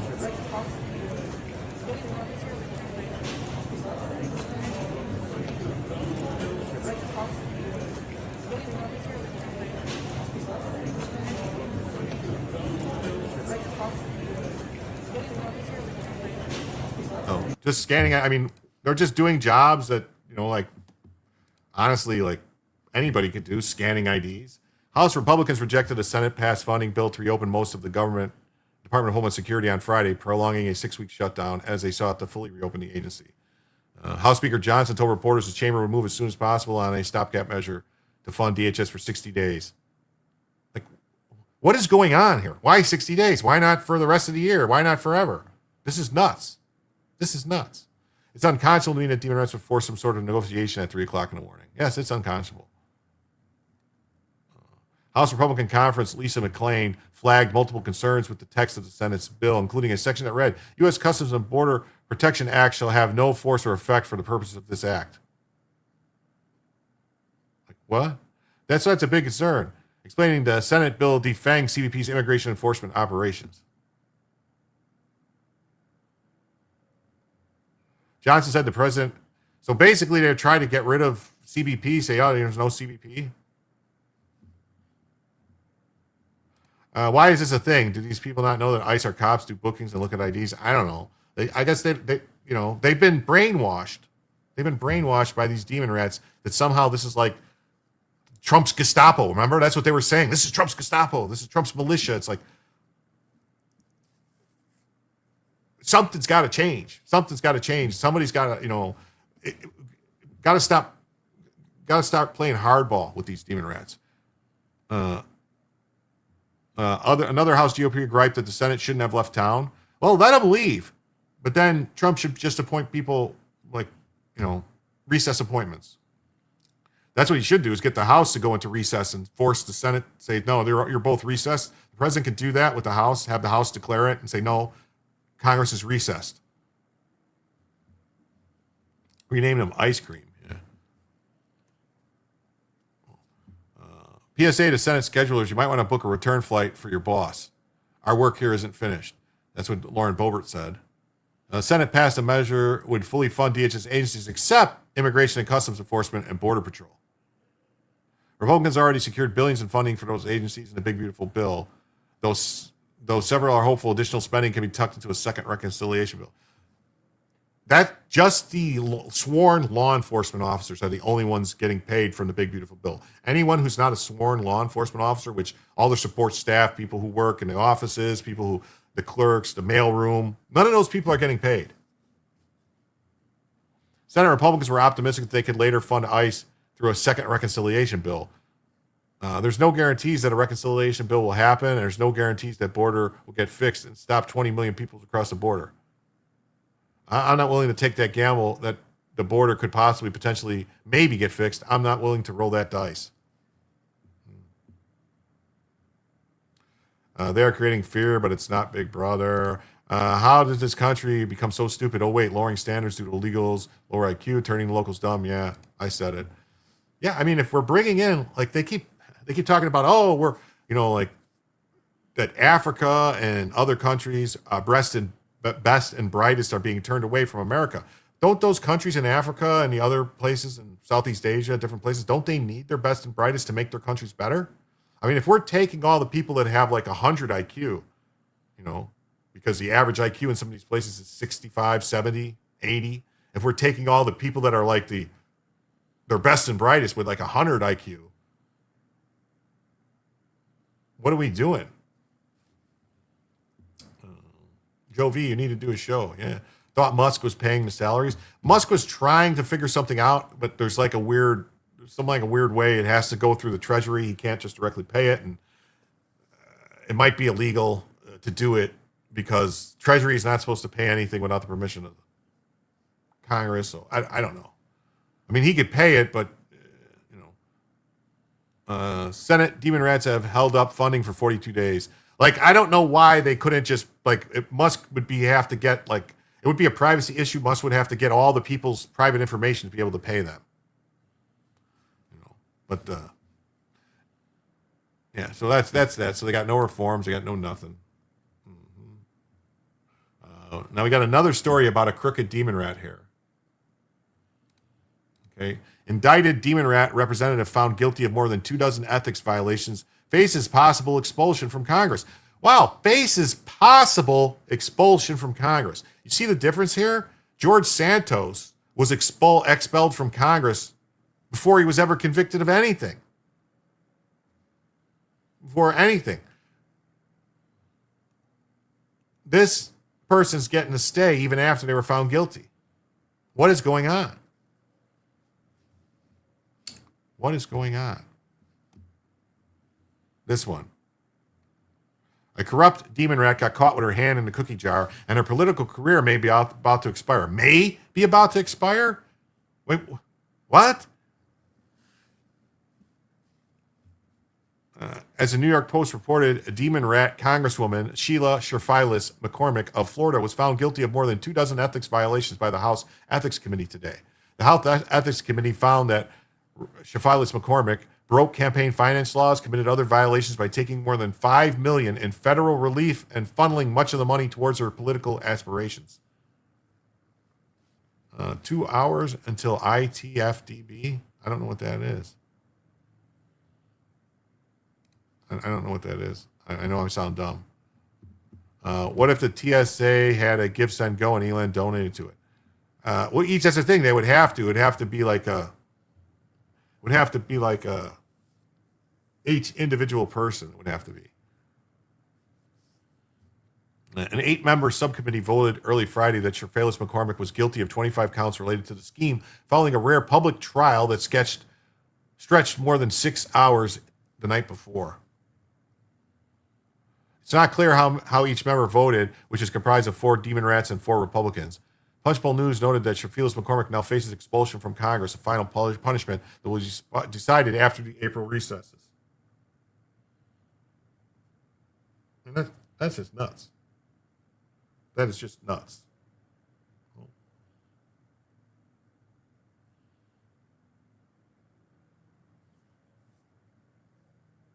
That's just plain nuts.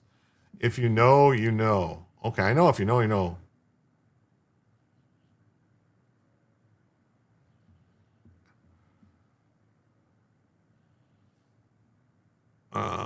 A special panel House Ethics Committee has found Rep. Sheila Sherfilis McCormick guilty on 24 ethics violations. The full Ethics Committee will decide what sanctions to recommend after the recess. The Gateway Pundit previously reported that Sherfilis McCormick was indicted by a federal grand jury for stealing $5 million in FEMA funds last November. Elon can't pay because the payments cannot be processed properly for taxes and benefits. Broke Jim's brain. No, you didn't break my brain. You just, didn't break my brain. I couldn't figure it out. I'm too extreme. If I say what I really say here, Jim would lose his channel. I make Jim sound like a communist. Hey, I'm not a communist. According to the Justice Department, Rep. Sherfilis McCormick and her brother, Edwin Sherfilis, stole $5 million in FEMA funds and funneled it through different accounts to pay the defendant's 2021 congressional campaign. McCormick is facing up to 53 years in prison if convicted. So she's facing way more serious charges than George Santos. And George Santos was booted out before any of this stuff. There was no ethics investigation. There was no nothing. Nothing against Santos. All they did was, he got indicted for something? Kick him out. And the squishy rhinos folded. Elon could set up a nonprofit that those impacted could apply for assistance in some areas, maybe. Yeah. So if it was a donation, sure, Demon Rats would say yes. Yeah. Joe V and the Shark Man morning show. Oh, that would be good. I'd watch that. The alleged violations include campaign violations, finance violations, accepting excessive contributions from individuals and entities beyond federal limits, accepting illegal corporate contributions, including from Petrogaz Haiti SA LLC, allegedly funneled by foreign Haiti government sources. She took money from the Haitian government. Using illegal conduit straw donor contributors, hiding the true source of funds. Systemic misreporting to the FCC, incorrect payees, amounts, dates, sources, failing to properly report or misreporting candidates' loans and repayments, commingling personal, business, and campaign funds. Hey, that sounds exactly like what Fannie Willis did. Remember when Fannie said that she had money from her campaign in her house that she was using for other personal stuff? Remember when she said that? She always keeps cash in the house. She said that at testimony and trial, yet she's never been charged with that crime. She admitted to breaking federal campaign finance laws in open court under oath and hasn't been charged.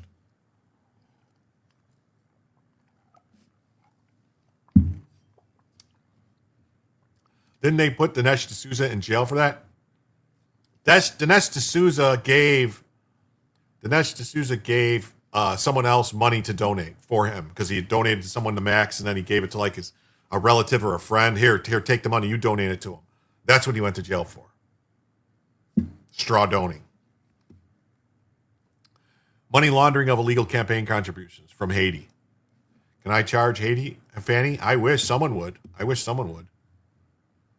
Financial disclosure violations. Failure to file required candidate financial disclosure statements for 2018, 2020, and 2022.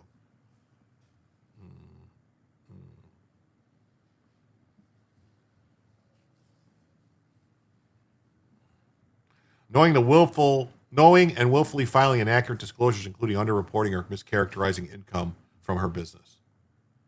Large consulting profit-sharing payments from Trinity that lack supporting documentations. Providing special favors to allies and friends in connection with congressional community project funding, earmark requests, steering benefits to for-profit or connected entities. Accepting impermissible voluntary services for official harsh work. Conduct that does not reflect credibly on the House. Failure to uphold U.S. laws and regulations. This is breaking news and will be updated. So, hope she goes to prison. I hope she goes to prison.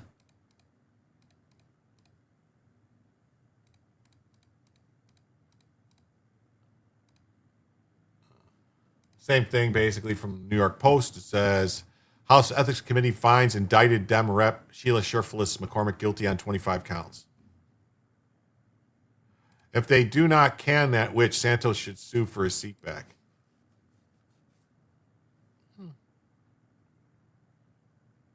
Because Nick drank like a fish. Oh. I'm just drinking tea though. I really don't.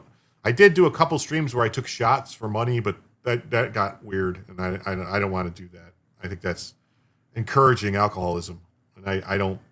I think everyone should drink in moderation and not go overboard.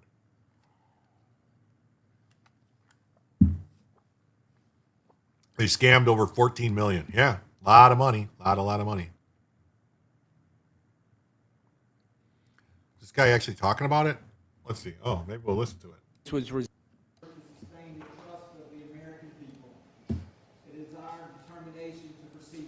granting a request to stay these proceedings until the criminal case resolved in no way diminishes the importance of what this committee is doing. In no way does it take away this committee's ability to self-regulate or the House's ability to regulate the members. All of those things are still going to be here as soon as the criminal case is resolved. And if this committee were to defer and were to stay the hearing until after the criminal case was resolved, it would be doing so in support of the United States Constitution. To proceed thoughtfully and impartially as we consider all arguments today. Hearings like today's are very rare, as the committee often loses jurisdiction over respondents before this phase of the committee process.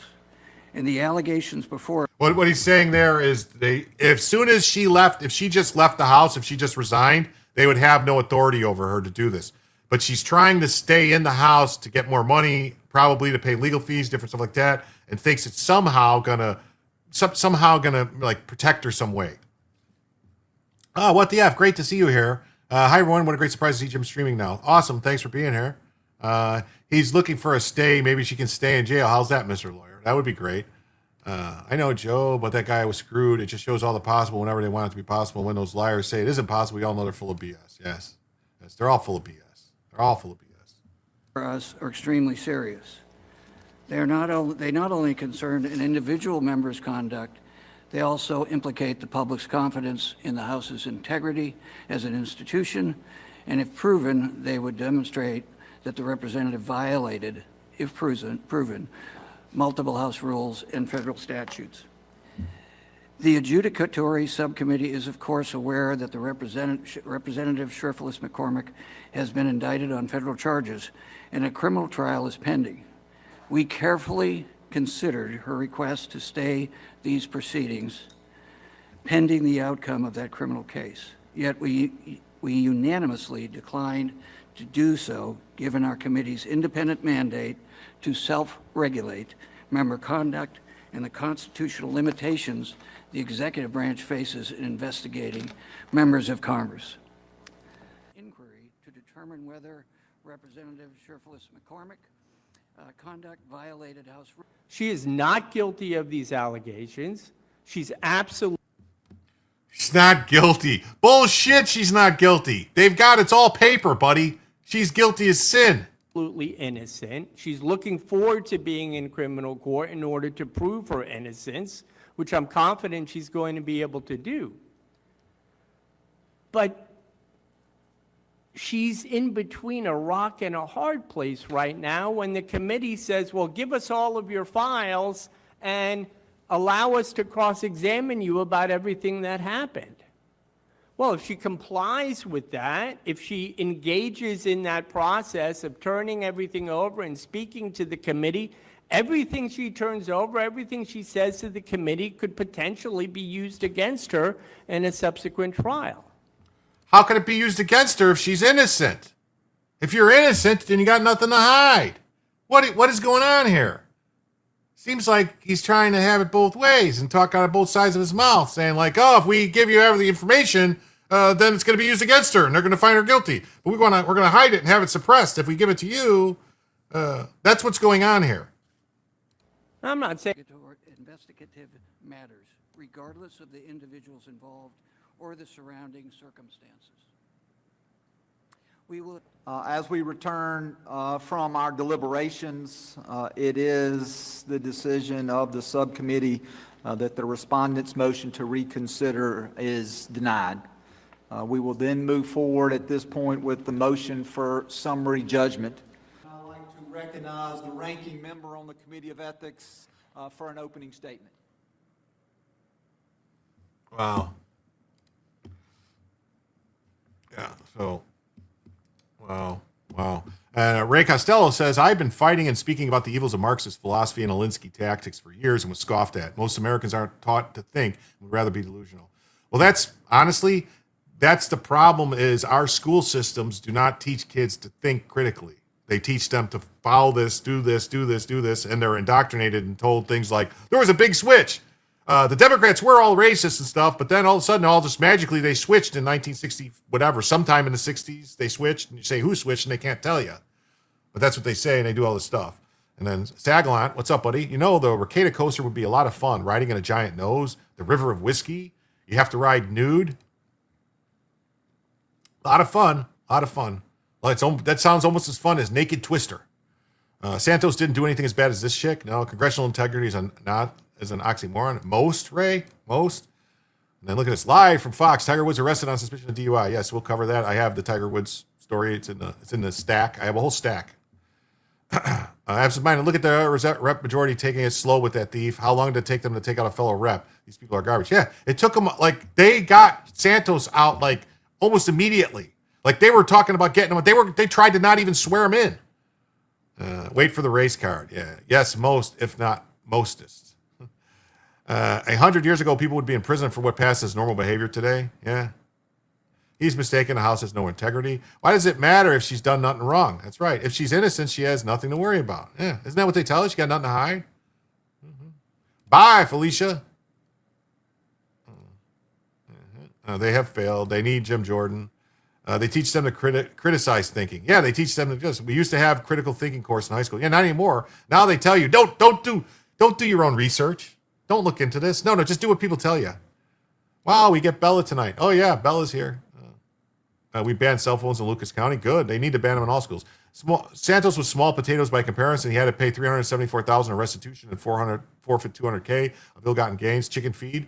Yeah, I mean, here's the thing too about Santos is they said he took advantage of people that were that didn't know what was going on. People that donated money to him and he double charged them or something like that. I don't know. Maybe these people, they said that people didn't remember. These people might have had dementia. And then Genome Editor says the racists decided to join the party pushing Civil Rights Act because they decided to kill the inferior races with kindness. Duh. Yes. One Democrat switched, Strom Thurmond. No one else. Yeah. Would be in a nut house, not prison.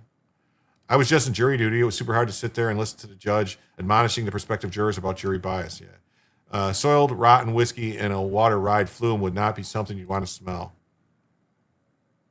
It's obvious because they're all racist. Yeah. They switched when LBJ started welfare and he said, I'll have those ends voting Democrat for the next 100 years. Santos did admit. Yeah, he admitted to what happened. He did. Betrayed the trust. Yeah, he betrayed their trust. Yeah. So the House, they broke campaign finance. She broke campaign finance laws on such stuff. The eight-member subcommittee voted that she was guilty on 25 of 27 counts. Shortly after the House returns from April recess, the full committee will hold a hearing to determine what, if any, sanctions should be appropriate. How about out of the House now? The fact that she hasn't just resigned is crazy. She says she looks forward to proving her innocence. Until then, my focus remains showing up for the great people of Florida's 20th district. Yes, Hank, Jim is on early tonight. It's dinner time. I'm listening. Thank you. Yeah, I didn't eat dinner yet. I was thinking de-seat that witch. Yeah, I was thinking of ordering a pizza. Maybe I'll order pizza a little later. You can't crime your way into legitimate power, said her fellow Democrat, Rep. Mary Gluesenkamp Perez of Washington State. Since she was found guilty, she should resign or be removed. Yeah. The late New York Democrat Rep. Charlie Rangel was the last House member to sit for public ethics hearing, which he walked out of shortly after began in protest over his lack of legal representation. Rangel, who served 23 terms in the House, was censured for fundraising violations and other financial misconduct, but remained in office until 2017. He died 8 years later. Yes, call everyone and say it's gym time. A lot of people left because you did not get to interesting stories quickly. You kept saying you would get to them later. Usually jump in within a few minutes. What do you mean interesting stories? I thought I did right away. Homestead Live. What do you mean? The first story was about the Trump. I go fast. New sub from Joe Bronca. Is this your normal time? Genome editor. I usually go later. When did I start, Pat Hacker? I started at 7:15-ish because Robert Gavea from Watching the Watchers, he rated me, so I started early to get try to gain some subs. I usually start at like 9 or 10 o'clock at night, usually, but I'm probably 1 or 2 nights a week. I'm going to start early to get the raid from Rob, but I usually start later. So, what's this? No, some writer says no. I don't know what that means. Oh, look at this, $2 for a cold pizza fundraiser. Thank you. Thank you so much. That means we are just $16 away, folks. Just $16 away from adding an extra hour to the show. A first additional hour could be as many as you want. Joe says we must bring God and the pledge back to schools. As far as I know, the only Christian schools to do it, at least, are my daughter's school. Heresy? What do you mean heresy? I usually start later at night. That way, pizza is for the fats. Carbs are the enemy. I like pizza, though.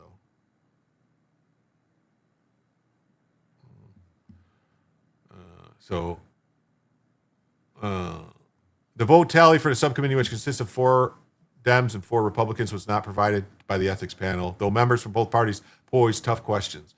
The lawyer, William Barzu, the great Barzu, tried unsuccessfully to get him to postpone it. Yeah, they want him to postpone it for years. Some of the funds were splurged on luxuries, including a 3.14 carat yellow diamond ring. Yeah, she bought a over 3 carat diamond ring. She's absolutely innocent. Well, could he be charged with perjury for saying that? Oh, pineapple on pizza is unforgivable heresy. I don't put pineapple on pizza. I don't. I just get pepperoni pizza, generally speaking. One of the counts not agreed upon by a majority of the subcommittee members included allegations of money laundering to conceal the source of the funds. Another money laundering count was deemed proven was involved millions of dollars in federal funds paid to a for-profit health company owned by the congressman's family that helped with the rollout of vaccinations in Florida. Pizza and bacon are number 1 and number 2 foods in America. Pizza won because you can put bacon on pizza.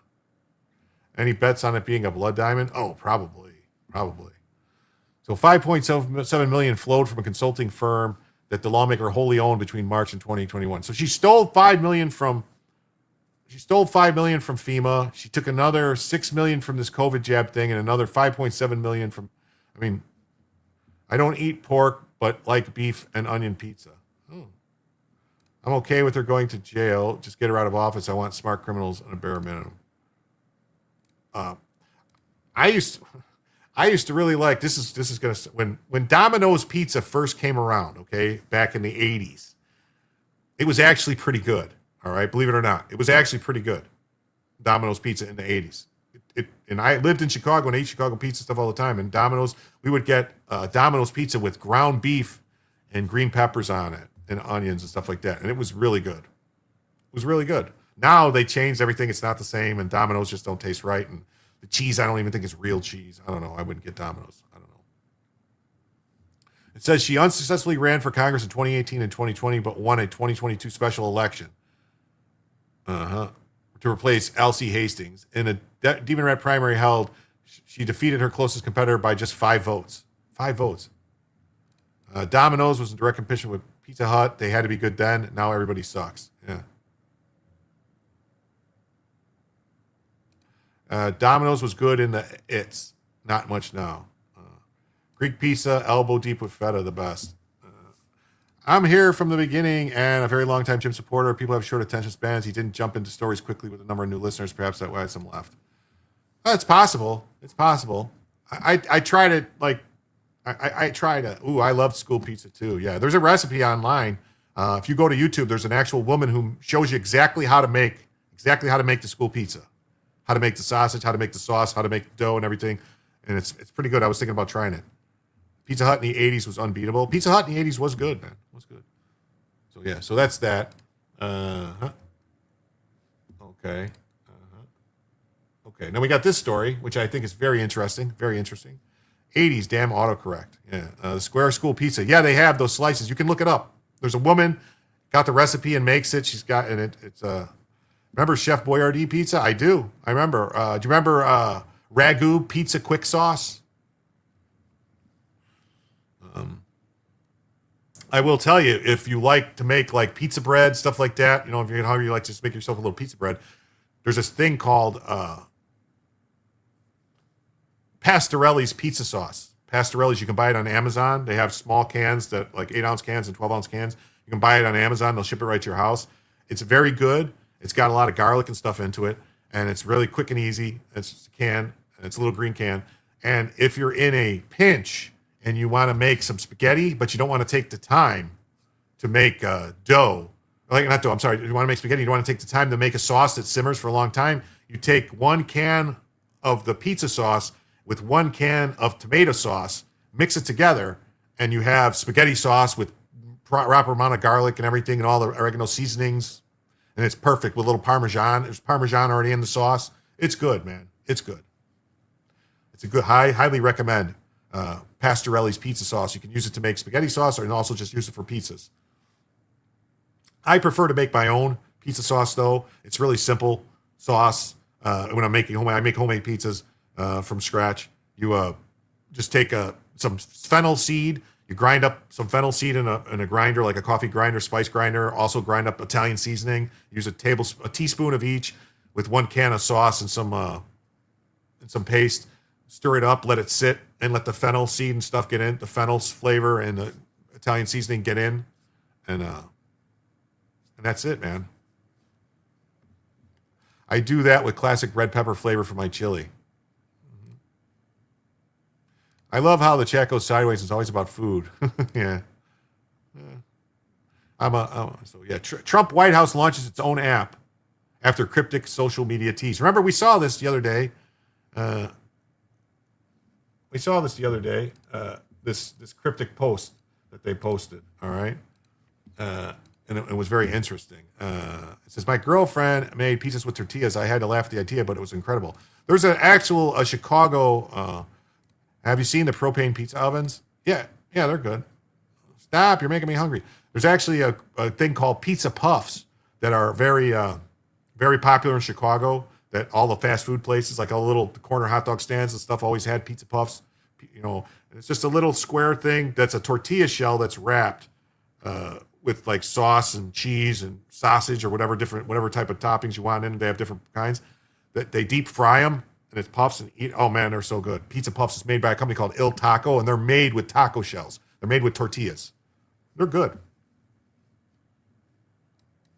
There's been a lot of launches lately. Relax. This one's an app. Track the latest news, live streams, and everything White House, including the kind everyone's talking about. There's been a lot of launches lately. Why is it playing twice? Oh no, that didn't. Never mind. We watched it all. All right. So yeah, so that's the thing. We saw it was very cryptic, and they said big news coming tomorrow. They deep fry everything in Missouri, even Snickers.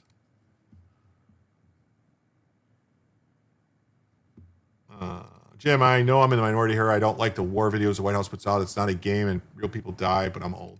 I think some of the stuff, whitehouse.com, lol. I think some of the stuff is a little over the top. World can't burn all the time. Yeah. So I try to cover a bunch of different stuff. The Trump administration announced the launch of a website app on Friday promising news straight from the source, no filter. The administration announcement followed a series of social media teases in recent days, causing frenzied speculation about what was coming. Hey, Hetty, how you doing, sweetheart? Great to see you here tonight. The administration announcement followed a series of teases. Upon opening the app, users were greeted with a short video featuring snippets of President Trump at work. From there, technical difficulties took over. Oh, that's what they're going to say, technical difficulties. Live streams, watch it on X, we saw that. Connection issue, unable to load content now, try again, read a message on the screen. However, soon the app worked through its bugs and was loading its content. Yeah, some are in bad taste, but I miss patriotism. Yeah, I like patriotic videos. I don't want to see just gratuitous violence and stuff like that. Franklin watches White House app. The app includes sections labeled news, live, social, and gallery, all of which were empty at launch on Friday morning. They should have fixed this. They should have had somebody come on.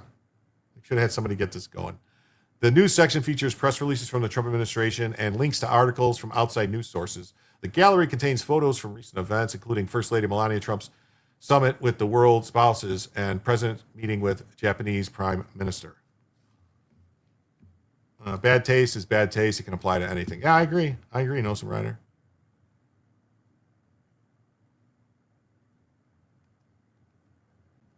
You'll find some Easter eggs sprinkled throughout. Communication director Steve Chung wrote on X. Trump, a habitual social media user, has increased the White House social media presence, adding an official TikTok account. He and his officials are frequently posters online. The administration also uses social media channels to push back on news reports it disagrees with and bypass traditional news outlets.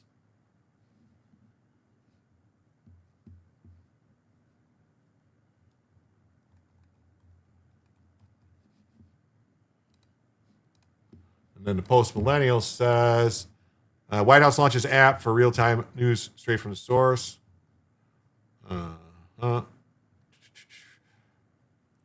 Track the latest news. I thought there was other stuff, though.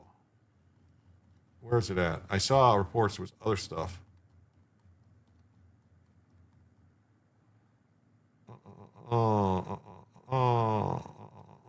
Hosted the better. Following a series of cryptic videos and photos posted online, White House social media accounts, White House has announced the launch of an app for all things related to the White House.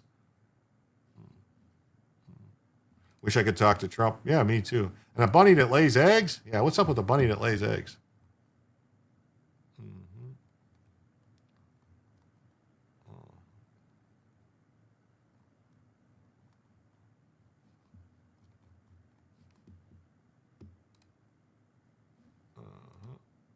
The White House launched a smartphone app.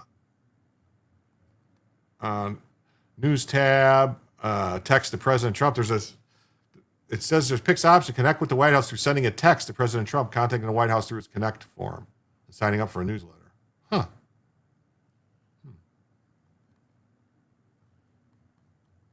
The app also includes an option to send tips to immigration and customs informants. This is what I want to get to.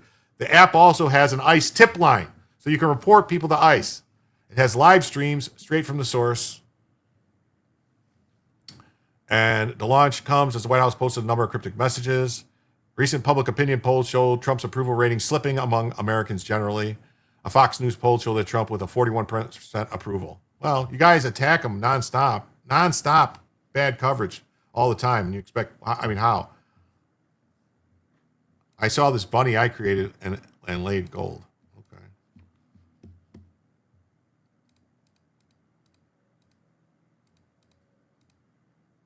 Okay. All right. This is one of those stories I was talking to a genome editor about. Schizophrenia biomarker could improve treatments. Anything goes in shows except for justice, accountability, and ethical behavior. Yeah. Cadbury cream eggs. You guys like Cadbury cream eggs? I like them. You can't eat too many of them. Like they'll make you sick if you eat too many of them. Researchers have identified a biomarker linked to schizophrenia that could lead to new treatments to tackle symptoms of the debilitating mental disorder not addressed by current medicines. Currently available antipsychotic drugs can help control a patient's hallucinations and delusions, but they don't improve cognitive issues like disorganized thinking or executive dysfunction, which can often prevent individuals from living independently. A lot of people with schizophrenia cannot integrate well into society because of these cognitive deficits. Study leader Peter Penzies of Northwestern University Feinberg School of Medicine in Chicago said in a statement, analyzing cerebrospinal fluid samples from over 100 people with and without schizophrenia, researchers found those with the disorder had significant lower levels of brain protein called CACNA2D1 compared to healthy individuals, resulting in an overstimulation of the brain's electrical networks that may contribute to cognitive symptoms. The researchers created a synthetic version of the protein and tested it in a mouse model of genetic schizophrenia. A signal injection into the animal's brains corrected both the abnormal brain circuitry activity and the behavioral problems linked to the disorder without negative side effects. Yeah.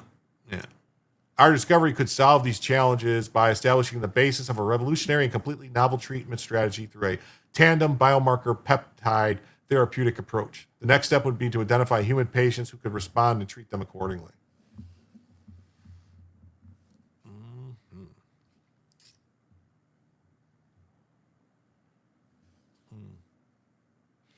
This would be great for so many people diagnosed with schizophrenia. Yeah.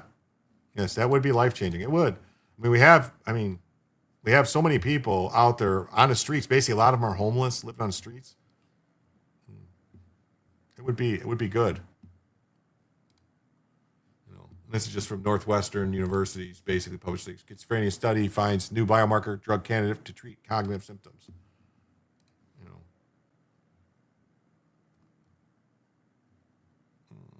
A lot of people a lot of people with schizophrenia cannot integrate into society because of their stuff. So Northwestern University study in humans and mice discovered a novel biomarker. Clinical trials would much have a higher success rate and treatments would work much better. You give the new drug to exact people who would actually respond to the drug. The next step for us would develop a blood biomarker to identify a subset of schizophrenia patients who can respond to this treatment and then give them this peptide. Almost like Ozempic for schizophrenia, an injection that can give you once a week. Wow. Well, that would be, an injection you can give them once a week? That would be pretty good. Yeah. See a crazy one, inject them. Many of the street people have schizophrenia, yes. They do suffer. Yes, they do. Yes, they do suffer. I feel it's horrible. They can't help it, They don't want to take their meds. Yeah, well, I guess, it would just be an injection. I wonder how many of them would fight it and be like, no, you're not sticking with that needle. What are you trying to do to me? They'll go probably do that. So you might have to, commit them. They might have to be committed or something like that to get it. All right. And we got this story. The U.S. subpoenas executives in the Warner Paramount antitrust probe. The U.S. Department of Justice has sent subpoenas in its investigation of Paramount Skydance acquisition of Warner Brothers Discovery. 3 sources familiar with the matter told Reuters. The inquiries show the DOJ moving ahead with its probe into the $110 billion acquisition that would combine 2 major studios along with the company's streaming platforms and news operations. Just add it to the free fentanyl. Ooh, that's a good idea. The tree of life, which is indeed healthy and in light.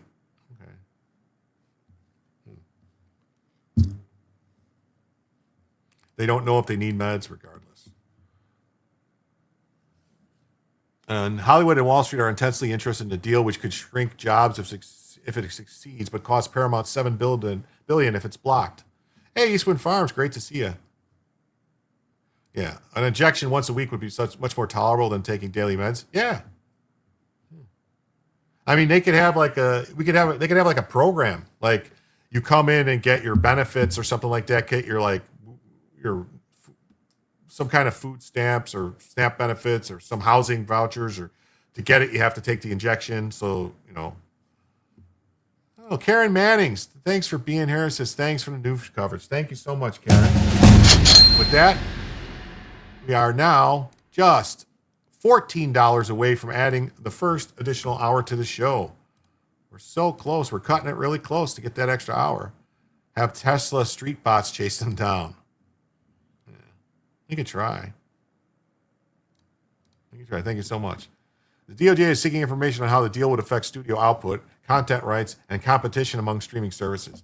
The DOJ is also asking how the acquisition could affect movie theaters. 2 of the sources said. Acting Assistant Attorney General Omid Asefi told Reuters in an interview last week that Paramount will absolutely not have a fast track to approval because of political factors. Well, yeah, because of political factors. They don't want it. They want Netflix to get it. That way Netflix can wokeify everything. That's what these people, these deep state people in the, that's what these deep state people in the DOJ are trying to do. Oh, Lisa says $2 for a rally. Thank you, Lisa. Thank you so much. Thank you so much. That means we are now just $12 away from adding a first additional hour to the show. Movies. Well, yeah, Paramount and Warner Brothers makes movies. I had a high school classmate go full schizo, risperidol needed, and deleted his girlfriend. Only motive was a good Messiah complex. I decided who lived and died. Oh, my God.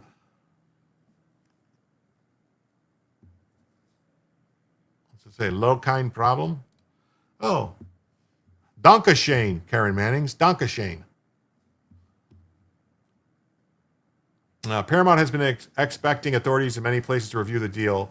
Chief Legal Officer Makan Delaraman said at an antitrust conference. Representatives of DOJ, Paramount, and Warner Brothers did not immediately respond to requests request for comment. The European Commission is actively engaging with third parties on the deal. Two sources says Canada has also reached out to at least one company about the deal. The California Attorney General's office has also been eager to speak with third parties. Paramount fought aggressively to wrestle the deal from Netflix and has bet on closing the deal quickly, promising to pay Warner Brothers shareholders 25-cent per share quarterly ticking fee starting in October if the deal has not closed. Well, hey, what's up, Terry? Thank you for the 2. That means we are now just $10 away from adding an additional hour to the show. And that could be the only additional hour, or that could be the first of many additional hours. Lots of compassion needed. Yes, I agree. So if they don't close the deal, they got to pay up. You're welcome. I was behind. No problem. Thanks for coming by.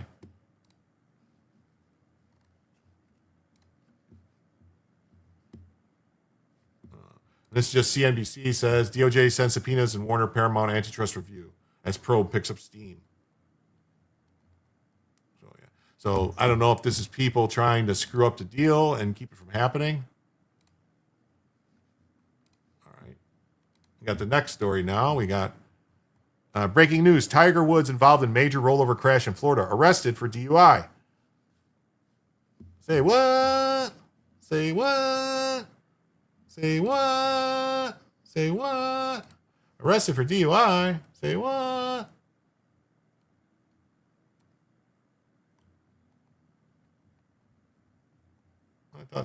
Where was that at? Somewhere else. Authorities say Tiger Woods took a breathalyzer test and blew triple zeros, which means alcohol was not a factor. Woods then refused to submit a urine test, so he was arrested and charged with DUI. Tiger Woods was not injured in the crash.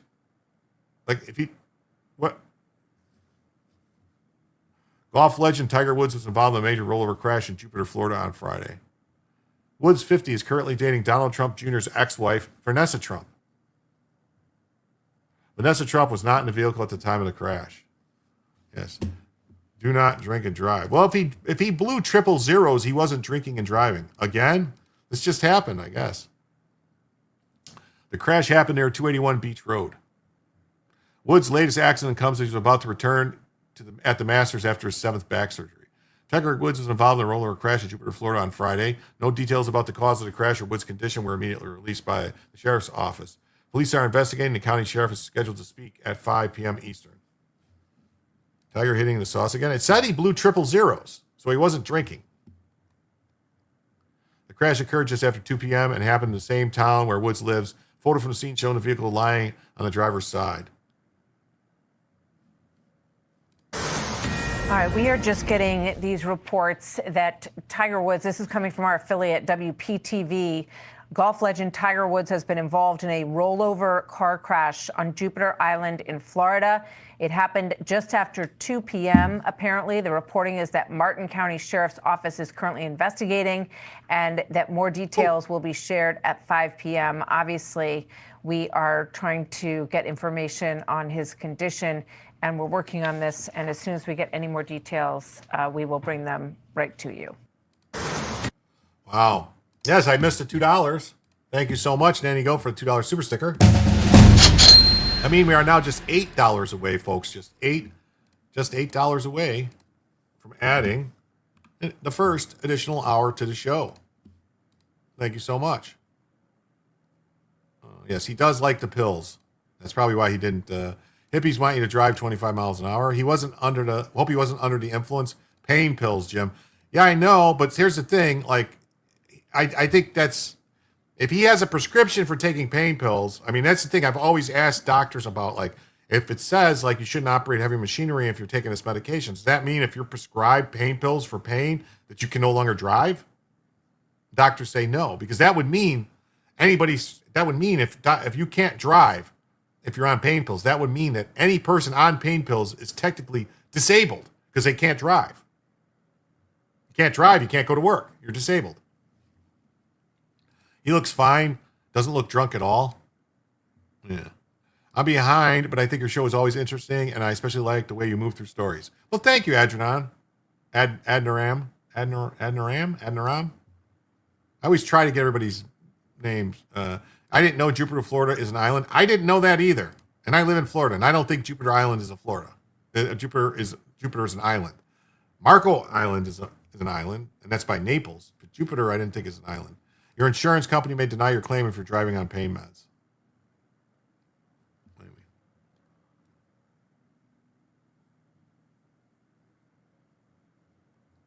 In February, Tiger Woods was injured in a rollover crash in Ranchos Palos Verdes, California.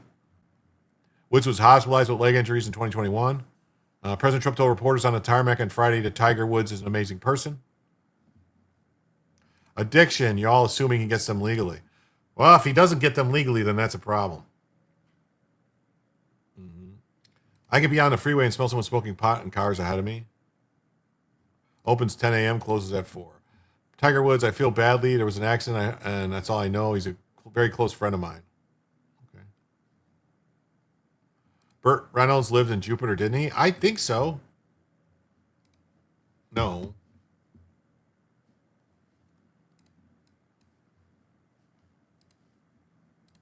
I feel so badly. He's got some difficulty. There was an accident, and that's all I know.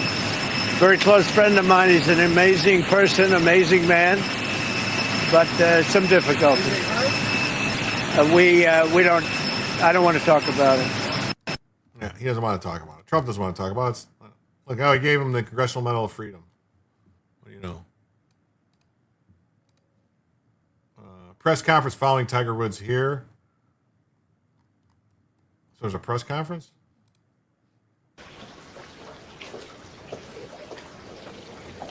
You guys want to watch the press conference? Are we good? Well, good evening, and thank you for being here. I'm going to give you a rundown on a crash that happened a few hours ago here on Jupiter Island. And I'll yes, it is an island, Jupiter Island. Okay, I didn't think it was an island. So just before 2 p.m. today, the Jupiter Island Police Department, which is where we currently are, received a call of a rollover crash about 2.5 miles from where we are. The Jupiter Island Police Department responded out there and found a pickup truck pulling a pressure cleaner trailer and a Land Rover which was rolled over on the driver's door, and we're going to provide you photos of that. The investigation started, and initially, right off the top, it did appear that the driver of the Land Rover might be impaired, and at that point, the Chief Ewing of Jupiter Island Police Department called me from the Martin County Sheriff's Office and asked for our assistance.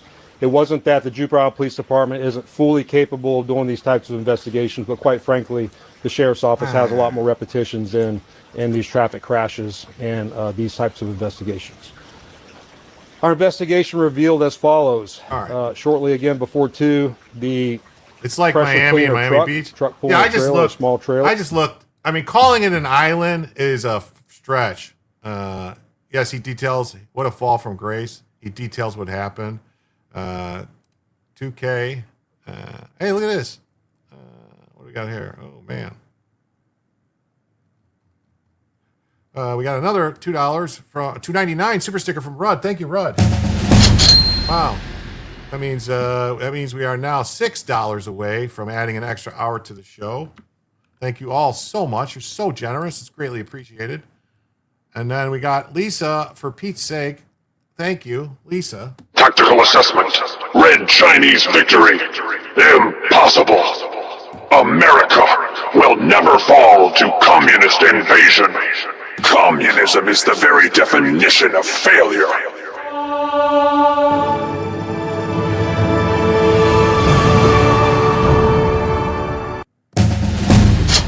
Wow, with that $8, that means we hit our goal for adding the first extra hour to the show. That means we are now $98 away from adding a second additional hour to the show. Thank you so much, everyone. Thank you so much. I will update. No early bedtime, Jim. Well, it's not. It's actually, it's early. It's 9 o'clock, so another hour is just going to be 10 o'clock. That's not early for me. Go! Yes. It's a barrier island shielding Jupiter proper. Okay. I looked at the map, and Jupiter doesn't really... there's also Hutchinson Island next to Jupiter. I think, to me, a long-time Floridian here, I had to look... Lifelong Floridian, I had to look it up. Jupiter and Jupiter Island are two different places. Yeah, I think I looked at it. It's not really like an island. Like it's not like Marco Island where you have to take a bridge, or Sanibel Island where you have to take a bridge, or Siesta Key, or the Keys. It's not like that. It's just like there's like rivers and canals and stuff separating it. I think they call them what intercoastal waterways, stuff like that. But thank you so much. It's nothing but love because people love the show. Yes, 2 times, couple hours back. 2x, a couple hours back. Oh, don't worry about him. Bry Guy and Be Money. Jim Somniak's here. Was Tiger sober? Marco is an island too. Yeah. Was Tiger sober? Yeah. Let me do this real quick. Let me go over here to YouTube's and let me start another goal for 20 super chats for another hour. Because if we hit the 98 in this hour, we'll add another hour. That's how we do.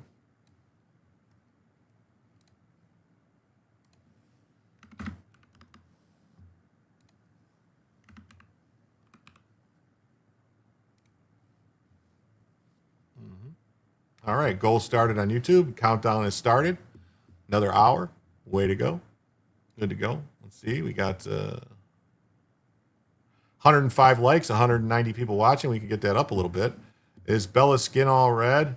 No. I mean, her paws are. The bottom of her paws and stuff are, but But that's just because South Beach is just really South Miami Beach. Yeah. Tiger is so close to making Nicklaus's record, it looks like he won't break it. 3 to tie, 4 to pass. Yeah. Brave browser may help with ads. I'm watching on delay. I was using Brave browser. The problem was I kept having issues where it wouldn't let me disconnect to stop it to get some of these things. So let's listen to this. Was northbound on South Beach Road and was pulling kind of to turn into a driveway. It was slowing down, starting to turn into a driveway, and the driver of that vehicle looked in his mirror and saw a Land Rover, a dark-colored Land Rover, overtaking him at high speeds, and I don't know those speeds. The Land Rover kept overtaking him. He saw it coming, so he tried to edge off to the side of the road, but this is a small 2-lane road, and there was no shoulder for this pressure cleaner gentleman to get off the side of the road. As he was trying to move to the side of the road, the Land Rover overtook him at the last minute, swerved to avoid a collision, but clipped the back end of the trailer of the pressure cleaner apparatus, listed to the side, and then rolled on the driver's door north past the truck that had just avoided the crash with. The individual driving that Land Rover was able to crawl out the passenger door of the car and was identified to be Mr. Tiger Woods. Our DUI investigators came to the scene here, and Mr. Woods did exemplify signs of impairment. They did several tests on him. Of course, he did explain the injuries and the surgeries that he had. We did take that into account. But they did do some in-depth roadside tests, and when it was determined, he was placed under arrest and taken to the Martin County Jail. At the Martin County Jail, and even on scene, we really weren't suspicious of alcohol being involved in this case, and that proved to be true at the jail.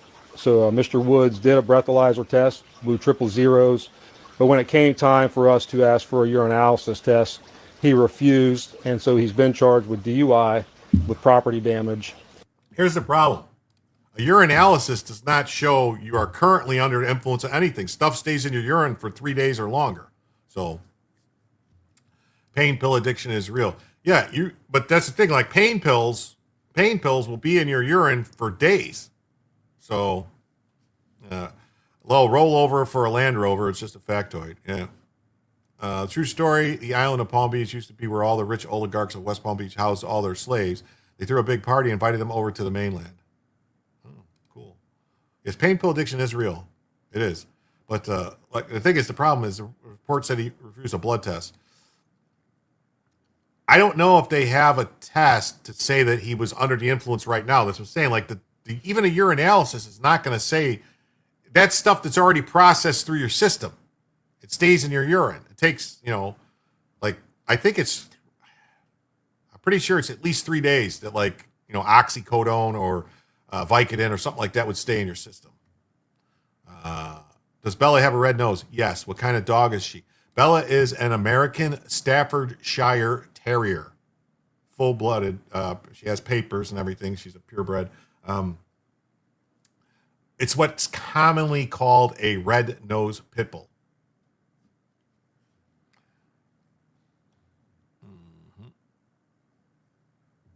Then they took the island and made it a billionaire haven forever.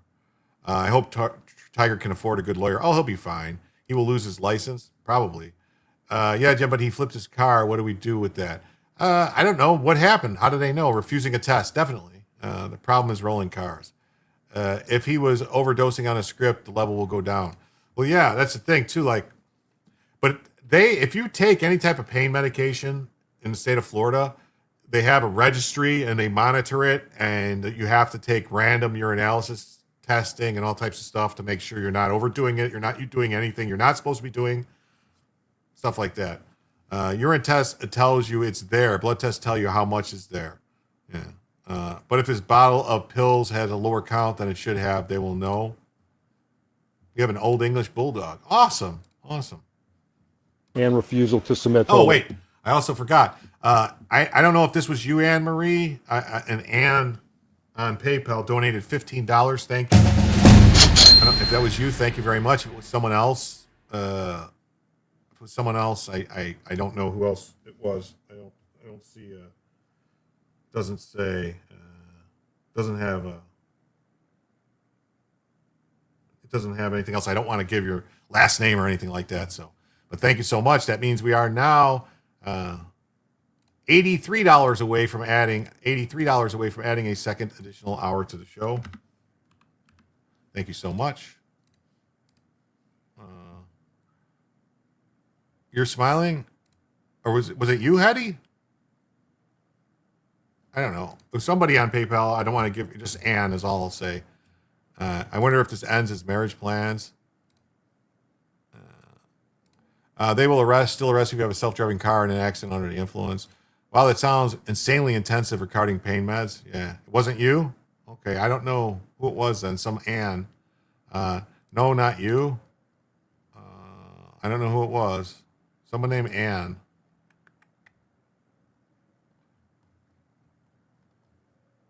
Anyway, someone on Ann gave $15 on PayPal. Thank you so much. Lawful test.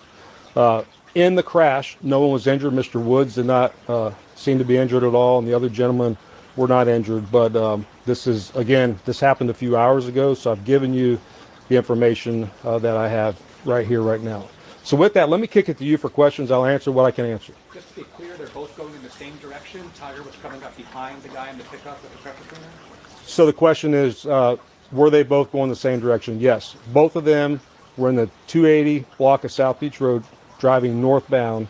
The truck pulling a trailer was trying to slow down and pull over, and Mr. Woods was overtaking him at a high rate of speed before he clipped it back in and rolled his vehicle over on the driver's door. How many times did he roll over? So the question is, how many times did he roll over? The answer is he didn't roll completely over. The truck rolled to the driver's door and then just slid northbound up the road. And again, we'll provide you some photos of that. I know you said you don't know the exact speed, but you said high rate of speed twice now. Is there a way just to give us a general idea of how fast? You mentioned before, it's a Right. two-lane road. You can't drive very fast on that road. So the question is, can I give you a general idea of how fast? And the answer is I can't, but I can tell you this, it's a 30-mile-an-hour speed limit. And when I show you the photos, they kind of speak for themselves. You can see where he clipped the back of the trailer. You can see where he rolled. And then as he decelerates, sliding down on the driver's door of the vehicle, you can see that he slid for a pretty decent a space before he came to a stop. Yes, sir. Was he cooperative as far as what his schedule was today, what he was doing? Did he speak to you guys what his activities were today? So the question was he cooperative with us? The answer was he is cooperative, but he was not trying to incriminate himself. So he was careful in what he said and didn't say. And when it came time again for the test, the urine test at the jail, he stopped that. Let me go back to one thing. There is a Florida state statute that requires us to keep people incarcerated for at least 8 hours post a DUI arrest. So he's in our jail. He will be there for at least 8 hours from 3 o'clock for at least 8 hours, and then he'll be released on bond if he posts bond. Thank you. Injuries to the driver who was pulling that pressure washer? So the question is injuries to the driver pulling the pressure washer. The answer is no injuries to him. He was fine, thankfully. I mean, it's possible too. It's possible that this pressure washer thing was on a trailer and he hit the trailer and his wheels went up on a trailer and that caused the car to flip, like went up like this and flipped, and he was hitting the brakes, turning the wheel, and it like went up and onto the side because it didn't roll. It just went on its side. I'm thinking that's probably what happened is he hit the hit the trailer and it made the car go bloop like this on its side and slide. Should we set up a GoFundMe for his bond? He'll be fine. He's got plenty of money. Plenty of money. Yeah. Tiger needs an SUV with the wheels on the sides. Yeah, he needs wheelie bars. Maybe a huge rubber bumper like bumper cars have. Maybe. Came out with zeros. It was the urine test. Question is, breathalyzer was 0 and it's a urine test. The answer is yes. So on scene, we had DRE experts evaluating him, and they believed from on scene that he was not impaired on alcohol. They believed it was some type of medication or drug. And again, at the jail, he cooperated with the he cooperated with the breathalyzer, and then the urine he wanted no part of.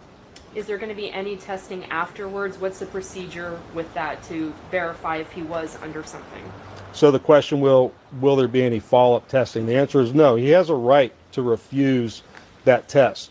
There is a Florida statute which he will be charged with for refusing to take that test, but we will never get definitive results as to what he was impaired on at the time of the crash.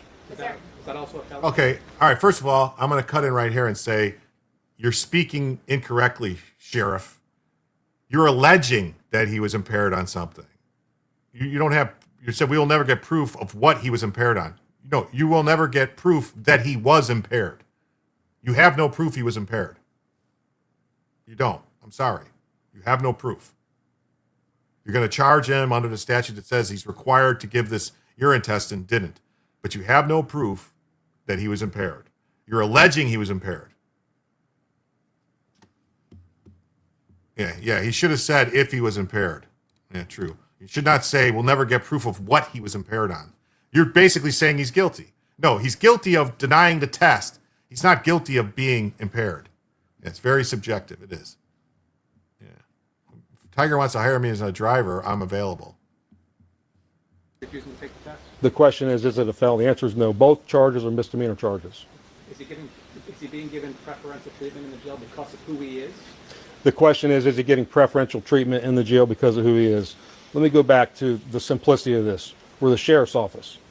We know we arrested a high-profile figure. I'm not trying to dramatize, but it doesn't matter who you are. If you break the law, we're going to follow the law. That's a really easy path to take. Now, as far as being in the jail, we're going to make sure he's safe. We're not going to put him in general population. He's not going to be with other inmates that could hurt him or try to capitalize on what he did. He'll pay the price, but he's not going to pay the price by getting punished in jail. Was there any drugs or medication or alcohol found in the car? The question is, was there any drugs or medication in the car? The answer is no, there was not. Was he injured? The question is, was he injured? And the answer is no, he was not injured. Again, he was lethargic on scene, but that we believe was because of what he was intoxicated on. Was anyone else in the car with him? The question is, anyone else in the car? The answer is no, he was alone in the car.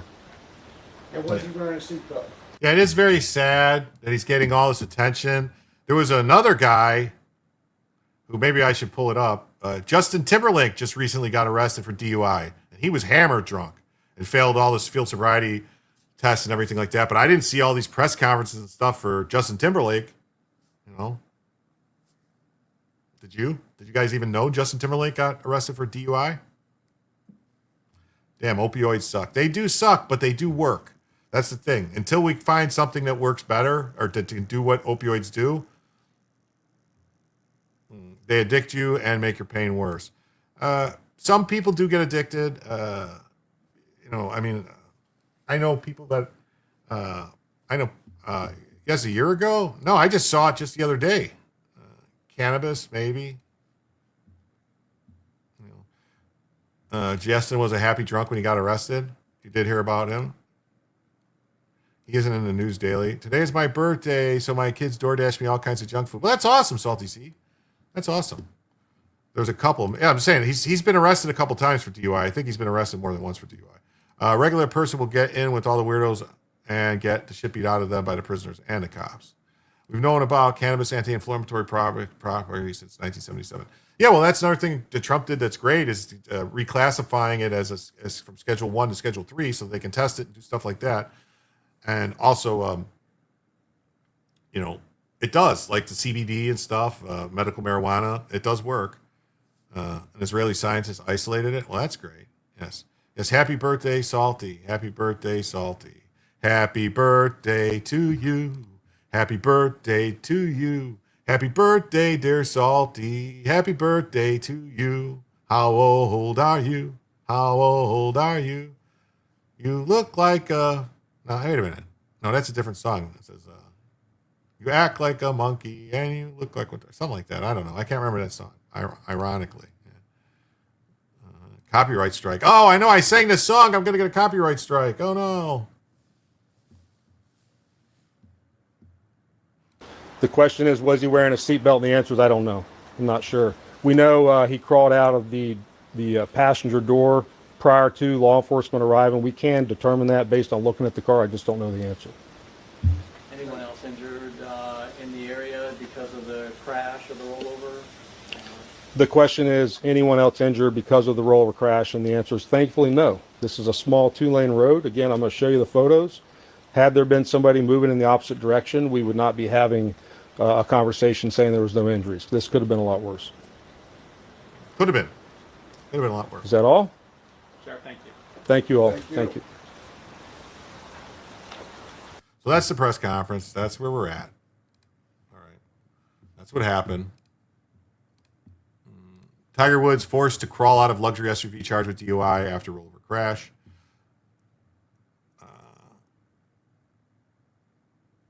Still better than seeing that creepy video from Ringu. I don't know what that is. And look like one too. It's like you smell like a monkey. You smell like a monkey and look like one too. Yeah, that's it. Last arrest by Timberlake was 2024. I swear I just saw one yesterday. Someone playing. He could have hit his head. Yeah, maybe that's why he was discombobulated. Maybe he hit his head. Did they ever think maybe he was having a medical emergency? Maybe his head? Huh? Maybe? Woods was not injured in a crash. Well, maybe they're just saying that. After crawling from the wreck, Woods was greeted by cops who quickly noticed the Gold Star seat unusually lethargic. Woods didn't exemplify the signs of impairment. He did exemplify the signs of impairment. Charges of driving under the influence. The judge will give him a mulligan. Yeah, that's funny. The judge will give him a mulligan. All right. Oh, here we go. Here we go. This is another good one that I was talking earlier about. I don't know if he left, the genome editor guy. But popular diet trend to lower dementia risk for some groups, study reveals. This is very important. Jim ignored my last chat? What do you mean? What do you mean I ignored your last chat? What are you talking about? That was a while ago. They just released the police cams. Okay. So that's why I just saw it, because they just released it. Okay. All right. My bad. It's replaying the court finding. Okay. NASCAR Mo's here. Sorry I'm late, but I'm glad I'm here. Thanks for being here. Sleep deprived? Could be. I'm sure they checked him for concussion. I didn't mean to ignore your chat. I'm sorry. Sometimes they get past. Go to heaven. They ask how you died. I hit by a luxury SUV driven by Tiger Woods.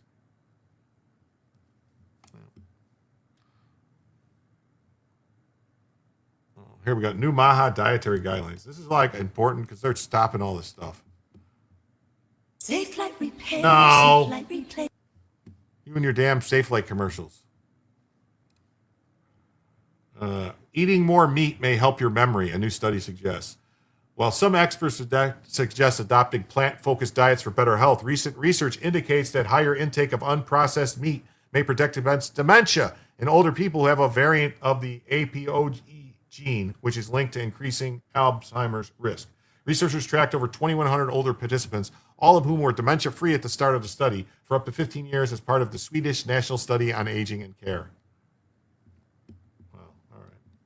A focus on. Welcome back. The Trump administration is set to release new Maha dietary guidelines in the new year.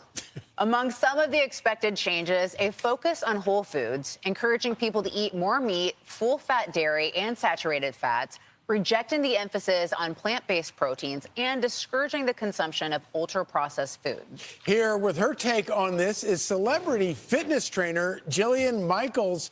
Good morning, Jillian. Thanks for joining us, and soon to be Happy New Year. Thank you. So what are your tips for how you keep New Year's resolutions? Guys, listen, at the end of the day, any health resolution, you should just be focusing on the big rocks, the most obvious stuff, which is... Yeah, I'd say, a lot of times I always thought, I said, oh man, you vegans are crazy. But I guess maybe it's just they're getting dementia from not eating meat. Magnesium helps with constipation. Yeah, I mean, there's a lot of things you should take. Daily vitamins, stuff like that do help, but they only help so much. But just good yogurt, I make a probiotic yogurt to help me go bio me. Yeah.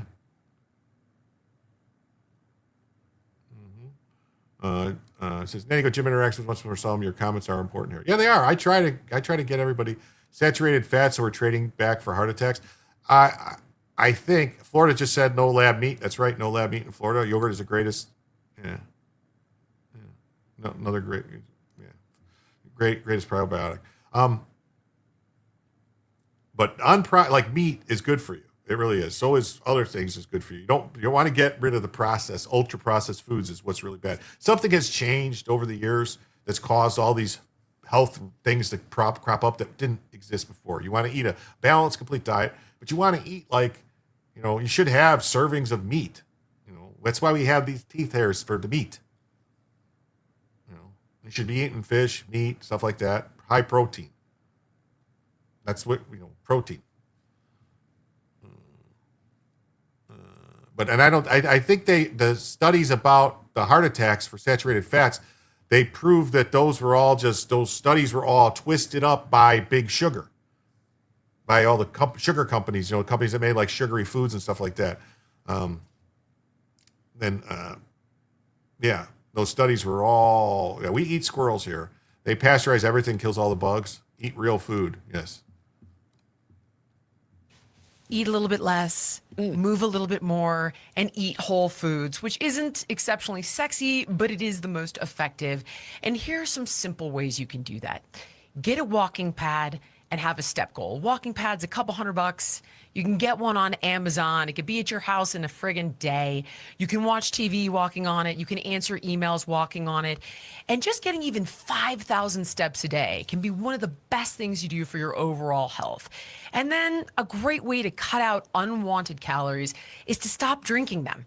Whether it's in the 500-calorie sugary coffee that you get every day, or the glass or two of wine that you have a couple nights a week. I know this isn't fun advice, but it's effective advice. And then you don't have to think about counting every single calorie you eat, and focus on your sleep. Sleep in a cool room, wear an eye mask, no screens in bed, and that will help you get about 7 to 8 hours, which goes a really long way, not just for your waistline, but for the amount of years you have with your loved ones on the planet. So important. Jillian, you mentioned calories. What do you make of the new dietary guidelines, ranging from everything from moving away from that emphasis on plant-based diets to eat full meats, changing your really diet? I would tell you that it's about 95% fantastic. So what you have to understand is that the reason you see refined grains and seed oils at the base of the food pyramid is because big food companies have lobbied the USDA for many decades now, and the food pyramid guides about $200 to $300 billion in our tax subsidies, with things like what our kids eat in public schools, what our military is eating, all of our food assistance programs. So they're not too happy about this. And you're going to see a huge amount of criticism. You need calories are the energy. Calories are the energy that you get from eating the food. You can't get energy and stuff like that without calories. You burn calories. That's how your body is an engine, basically, creates heat and stuff. So you have to, I love sauerkraut. Good for your gut. Sauerkraut's good for your gut and digestion. But I like other foods too. I like good burgers and stuff like that. I really love, pork chops, bacon. Love bacon. I love bacon. Pizzas I like, spaghetti. I like pasta too. But whenever I eat pasta, I always like to you have more meatballs, sausage, stuff like that with the pasta. I don't ever just eat pasta with just, sauce, stuff like that. Before electricity, people went to bed early. Yeah, people used to go to bed when it got dark, and they used to wake up when it got light. I mean, that's what they did. They went to bed when it got dark, and they woke up when it got light. Sauerkraut and garlic wieners, yes. Tim, I'm a skater pool. I like, personally, I'm going to tell you right now, I like making hot dogs fried with some sauerkraut and onions. Cook some onions and sauerkraut. Put the hot dogs in there, cook them, fry them with the hot dogs and onions. Man, oh man. Eat fermented food with pasta. Yeah. Having said that, saturated fats should be consumed in moderation. This is not at all settled science. And I would tell you that things like olive oil and avocado oil are going to be healthier for you than having unlimited amounts of saturated fats. And the button on this one is that if you don't overeat, the general consensus is that you don't have to worry as much about eating too much saturated fat, but it absolutely does affect each of us individually and should be something that you talk about with your doctor. So, Jillian, real quick, what should a food pyramid heading into 2026 look like?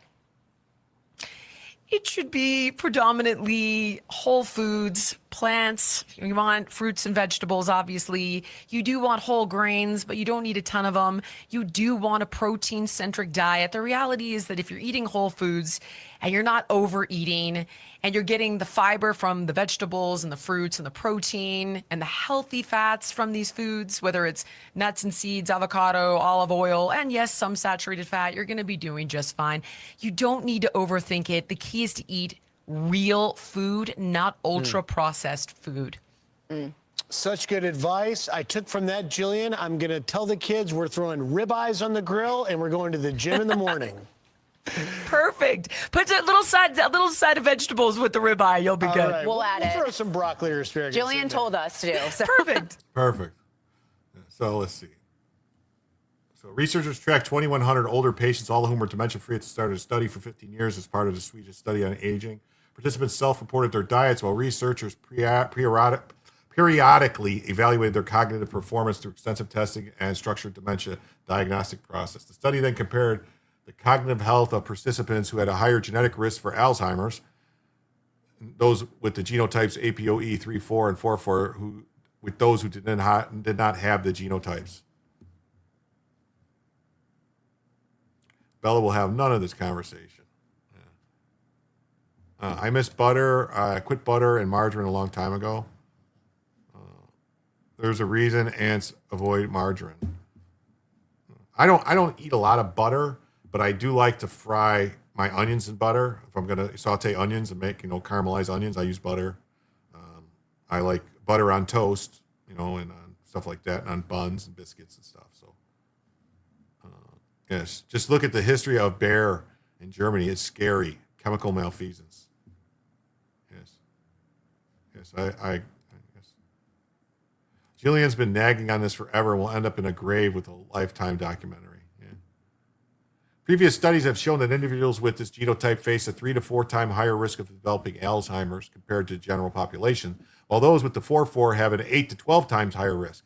Everyone with an APOE gene, one copy from each parent, but about 1 in 4 Americans carries a version like APO 3,4 that can raise their risk, according to the National Institutes of Health.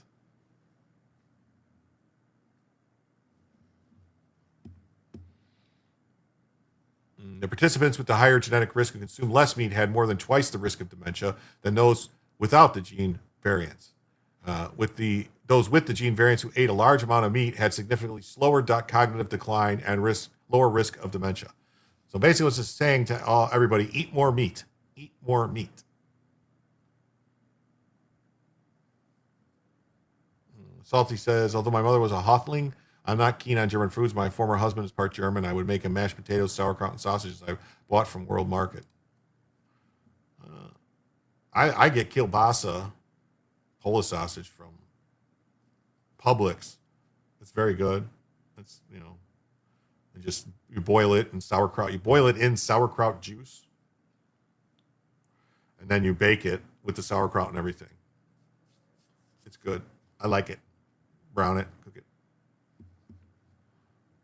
The study also found that eating less processed meat was associated with lower risk of dementia, regardless of the genotype. So eating processed meat is bad and can cause dementia.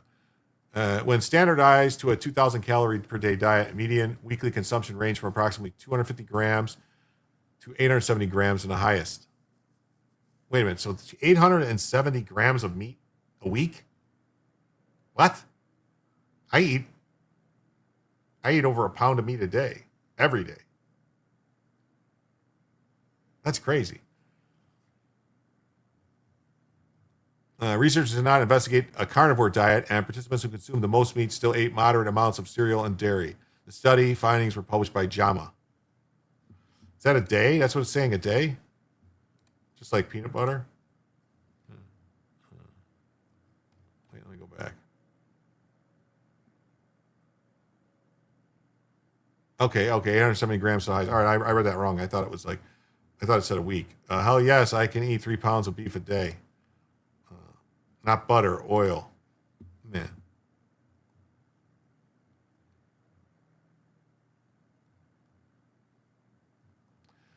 Sue Nui Escobar, a registered dietitian based in Miami, urged caution when interpreting results as the study reports grams of meat, not grams of protein. When you translate that, it comes to about 30 grams of protein per day from meat, something many people already eat. Who's not involved in the study? Oh. In 2025, dietary guidelines recommend lean meats and poultry as part of a healthy protein intake. No, you don't. I mean, if you cut the fat, you cut the flavor. The guidelines recommended including lean meats and poultry as part of a healthy protein intake, limiting red meat and minimizing processed meats. As the study is observational, it doesn't prove that eating meat more directly leads to decreased Alzheimer's disease and slower cognitive decline, only that there's an association between the two. Oh, an association between the two. Oh, well, good. While this study suggests a specific benefit for certain genotypes, a large body of evidence points to the MIND diet for long-term brain health. Registered dietitian said, what's this? Milk and dairy or something? I don't know. Los Angeles-based expert recommends diet consisting of nutrient-dense food as one of the most promising and practical strategies for delaying cognitive decline. By emphasizing leafy greens, berries, nuts, legumes, and lean proteins, this eating pattern has been shown to reduce Alzheimer's risk by half and slow brain aging by several years. Approximately 1 in 10 Americans over 65 is living with dementia, while another 22% have cognitive impairment. The number of new Alzheimer cases is expected to double in the coming decades. Last year, dementia cost the U.S. an estimated $781 billion and led to more than 100,000 deaths. Wow.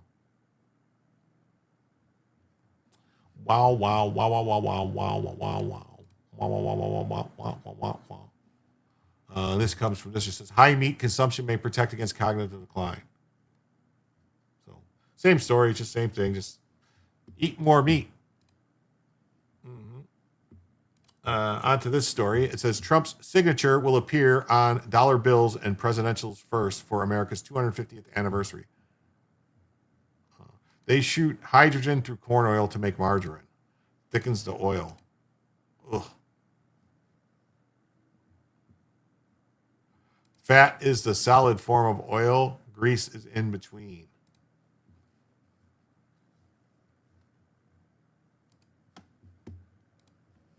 The Treasury Department announced that President Trump's signature will appear on newly printed dollar bills, a first in American history ahead of the country's 250th anniversary.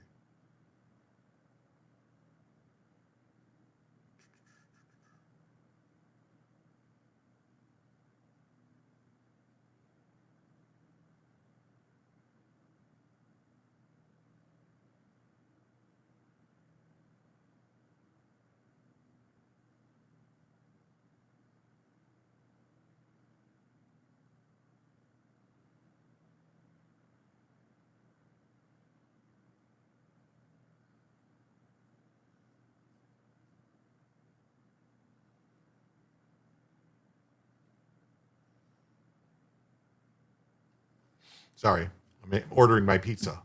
McDonald's used to use lard. Now they use who knows what. I think McDonald's. I thought McDonald's used to use tallow. A lot of places are going back to tallow for their fries and stuff. Now they will just get rid of cash. One of my sons raises beef cattle. They have about 100 chickens. There's nothing better than fresh eggs. You should be taking 2 of the pain in the asses to market soon. I hate the horned cows. Oh, so the cows, yes.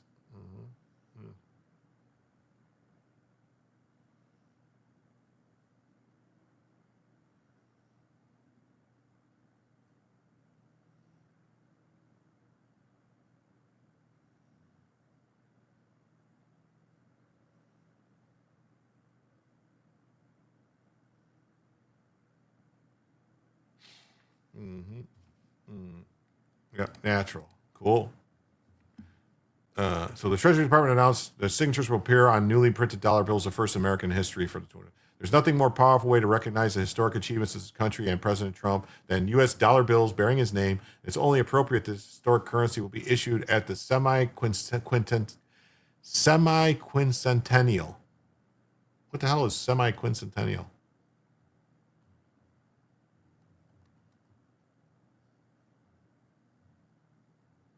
Semi-Q-Go 01. Trump's likeness will also appear on a coin to mark America's 250. Treasurer Brandon Beach, whose name will be omitted to make way for Trump's own, added, printing this signature on American currency is not only appropriate, but well-deserved. Treasury Department issued its first press release about an hour after Vanity Fair reported.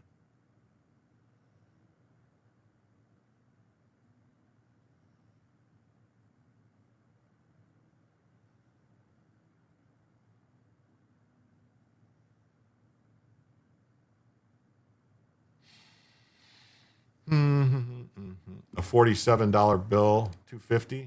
Okay, this really pisses people off. Reported that $100 bills with Trump's signature will be printed in June in time for July 4th. Other bills coming out in subsequent months. The federal government will began issuing paper currency in 1861. Federal judge says no. Probably a federal judge will say you can't do this. It's literally just made the word up to speak of halfway point between centennials. Yeah. Probably what they're going to do. Probably what they're going to do.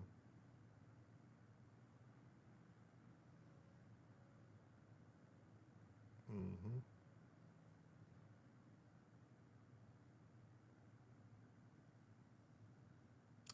Why am I not signed in?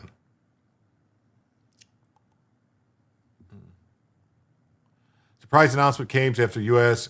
Commission on Fine Arts last week approved Trump's image to appear on a commemorative gold coin of an unspecified denomination, or reports suggest it may land on a larger coin than an ounce, which is used for the Golden Eagle. Wait, Jim is ordering everybody a pizza party. Yeah. Gold is very expensive. I mean, it's like, you're talking about over $2,000 for the coin. There's additional plans of circulating a dollar coin featuring the president's face, but that proposal has run into legal issues due to the Thayer Amendment of 1866, which states only a portrait of deceased individuals may appear on United States currency and securities. Trump also recently attached his name to the U.S. Institute of Peace building that was recently rebranded. Critics of Trump's effort. Why is this?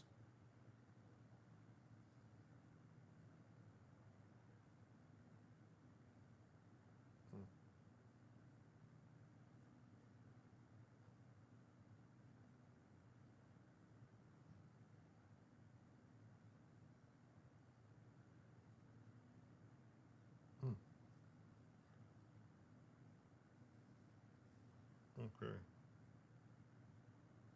What the hell's going on?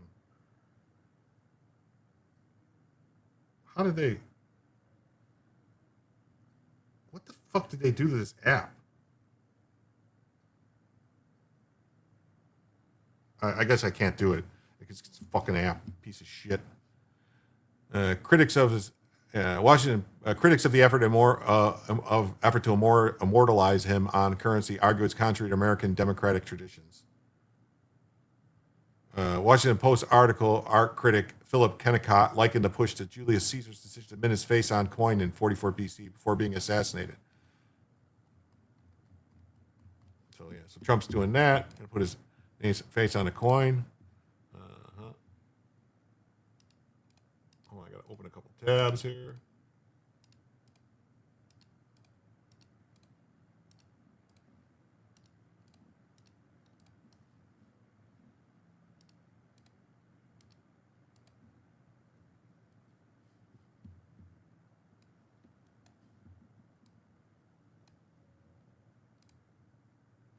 Same thing from Epoch Times. Trump's signature to appear on U.S. currency, first time in history for a sitting president. Same thing from Epoch, from Gateway Pundit.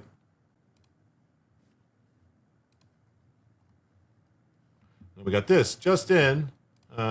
Biden judge blocks Trump from forcing Pentagon, every federal agency, to cut ties with Anthropic, a woke AI company that's putting troops in danger. I mean, so we have a lower court inferior district court judge, all right, that is trying their damnedest to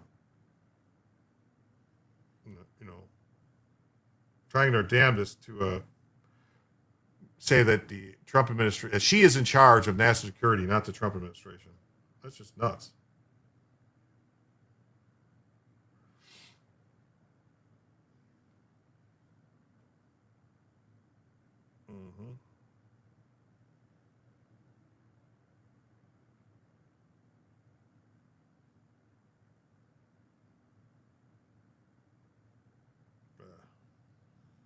Damn it.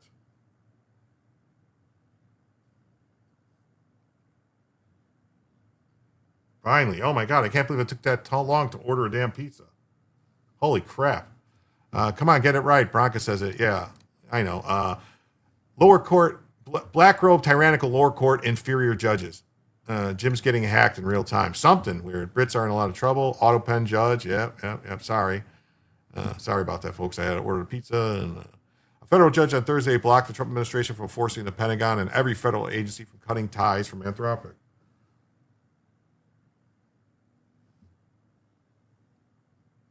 Yeah, so it's crazy. Judge Rita Lynn, a Biden appointee, said Trump's ban is a First Amendment violation. So it's a First Amendment violation to say we are not going to use Anthropic. Brian Ogden says, good night, y'all. Well, good night, Brian. What's this Hedy Lamar? What was that all about, Hedy? What was that? Oh, just nothing. Nothing showed up for Hedy. Okay. So it was a blank. The judge halted her ruling for a week to give the Justice Department time to appeal a decision. National security. They said this was a national security thing, and it was a security risk to use them. Somehow they're saying it's the First Amendment right of this company to tell the government, we want you to follow these rules we're going to put in place to use our stuff that you have a contract to use any way you want. No, it's not it. That's called, we don't need to use you. And a private company is not going to tell our military how they can do something. Yeah, mainly because they're getting exposed for their hatred of us. They've been controlling global economies through terror regimes like Iran for decades. Yeah, definitely.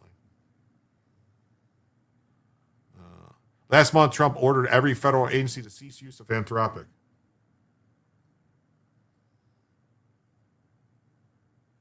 What?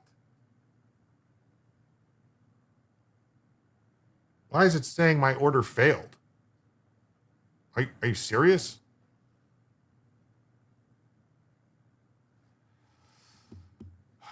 I think I did get hacked. I can't even place a fucking pizza order. United States of America will never allow radical left woke company to dictate how our great American military fights.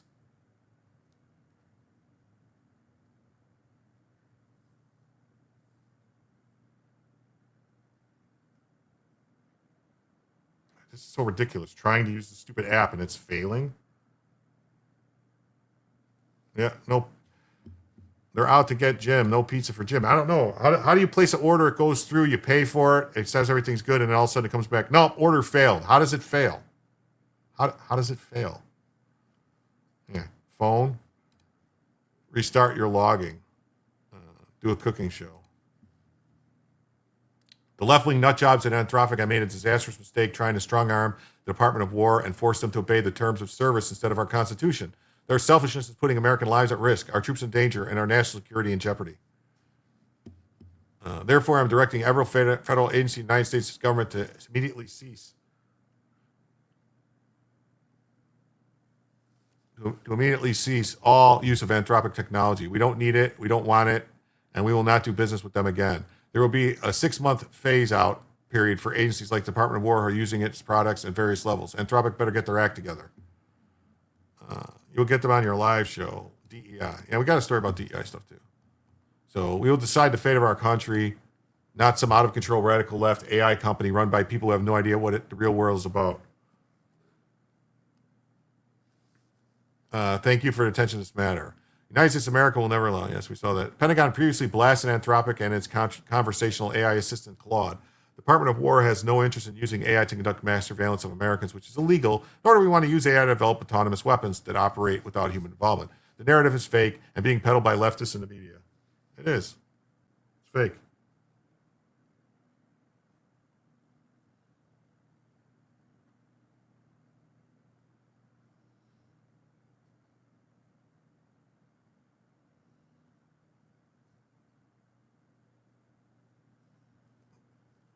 What the fuck?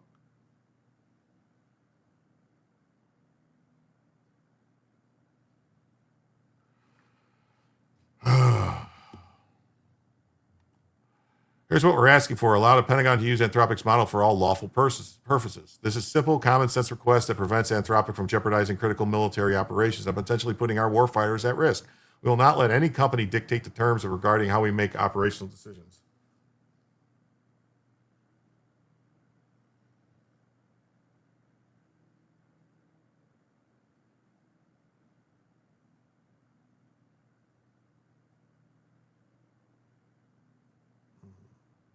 Whatever. I'll just wait. I'll wait till I tried. I can't get it to work. I used to get network service calls at night because the local store employees didn't want Uber service giving them more orders. Yeah, maybe. I don't know. Jim, restart your phone. I don't know. I might have to wait till the show's over. I'd get on location just to see it was unplugged. Okay. Yeah. Department of War has no interest, so... Judge Rita Lynn said her order does not require the Pentagon to use Anthropic and Claude, but that blocking federal agencies from using the company is unconstitutional. How is it unconstitutional to block federal agencies from using a company?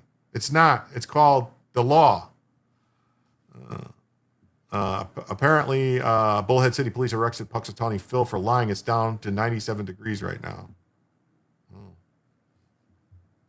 For example, this order does not require the Department of War to use Anthropic's product, but it does not prevent the Department of War from transitioning to other providers so long as those actions are consistent with applicable regulations. Like, who the fuck does this judge think she is? I mean, seriously. Who does this judge think she is? I mean, it's just crazy insane. Crazy insane. Federal judge blocks Pentagon designation of supply chain risk. The law gives them the right to do this. The law. Yes, it says, graveyards are filled with worrying, self-centered, caring people of self-importance and degree of social stature. Yeah. Mm-hmm.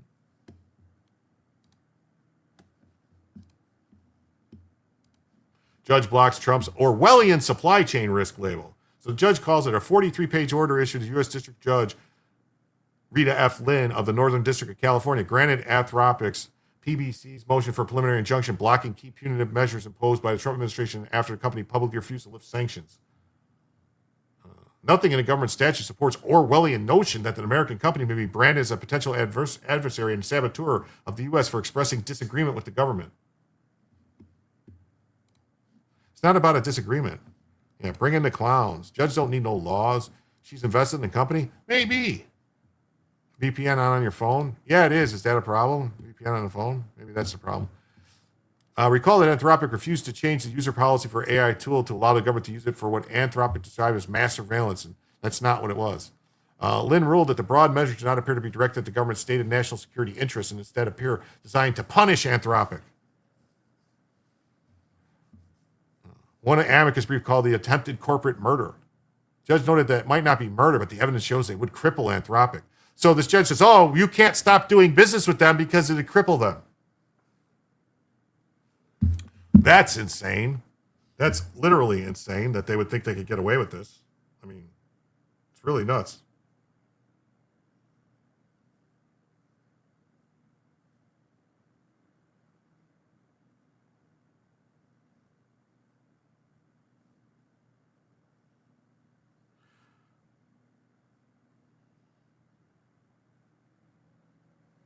I mean, that's just nuts. Revelations, logically speaking, the only way to potentially do that, force all crypto. How else can anyone stop us from buying and selling? Yeah. If the tool doesn't work, return or sell it. Yeah. All of a sudden, rights matter when it's corporate entity. Yeah, it's crazy, right? We need just to give them the bird and say, we'll see you in court. And daddy punishing again.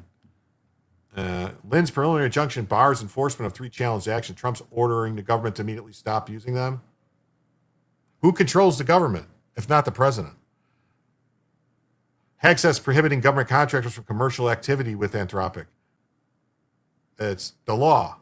And DOW's formal designation as supply chain risk. This order does not force the Pentagon. Yeah. The DOW Council conceded that portions of Hague's directive have absolutely no legal effect on their own, and that DOW did not intend to terminate unrelated commercial relationships, yet declined to stipulate to an injunction, citing ongoing assessment.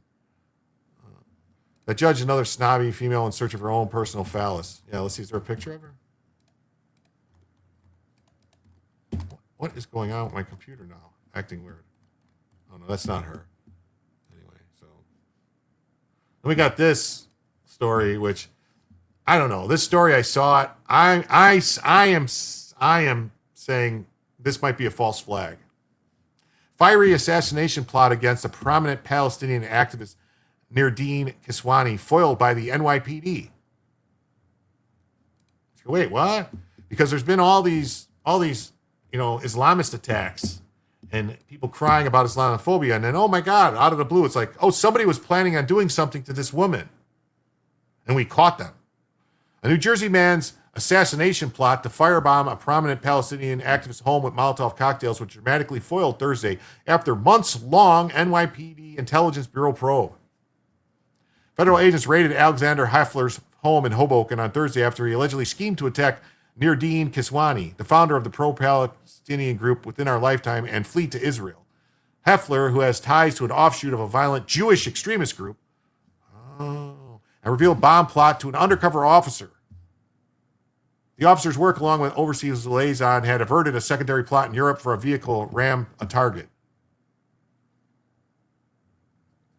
Kiswani, in an ex-post, reacted to the plot, excoriated Zionist organizations and anti-Muslim politicians such as U.S. Rep. Randy Fine. This is all bullshit. This is just the fucking... So people say, see, you can't say this stuff. You can't say something's bad with Islam because, look, this is going to happen. And you can't say anything about these Palestinians talking about from the river to the sea. You can't say anything about it. Last night, the FBI Joint Terrorism Task Force informed me that there was a plot against my life. Heffler was arrested and faces charges of unlawfully making and possessing firearms, for which he was scheduled to appear in New Jersey court. The probe began when an NYPD undercover officer joined a February 10th video call with Heffler and several other people. Heffler told the group that he was looking for a space to throw Molotovs, leading to the officers beginning corresponding over encrypted messaging. This is a fucking false flag entrapment scam right here, buddy. I hate to break it to you. That's what this is. This is them going, this guy says, all right, this guy says, the story says, the guy says he wants to learn to train and learn how to do things for self-defense. That's what he said. And so then all of a sudden the FBI starts talking to him. And then all of a sudden it's the Whitner kid Fednapping hoax all over again. The officer met with Heffler in person the next day where he allegedly dished about making Molotovs and targeting them. Oh, well, where's those tapes? He told the officer that he had an escape plan, referencing a plan to leave the country. He also knew exactly where to throw the Molotov cocktails. They raided his home, recovered 8 cocktails, included they could be used as destructive devices. Undercovers identified and tracked the threat, first online, then in person, allowing us to disrupt the planned attack. It's exactly how our intelligence is supposed to work. Yeah, exactly how it's supposed to work. You entrap people.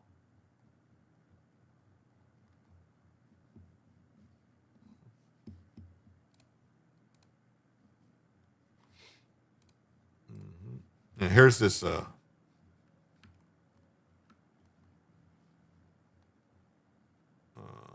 New Jersey man was arrested for threatening foiled plot against a prominent Palestinian.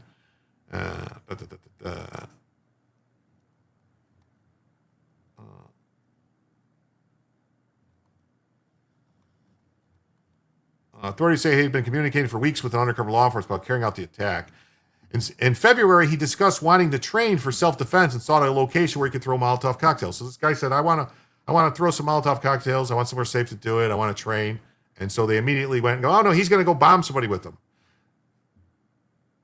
Maybe he did, but I'm just saying, I don't trust the fucking government at all. Heffler and the undercover officer drove to Kiswami's home. Oh, look at this. So the undercover officer drove him to the woman's home to do surveillance. This is Whitmer all over again.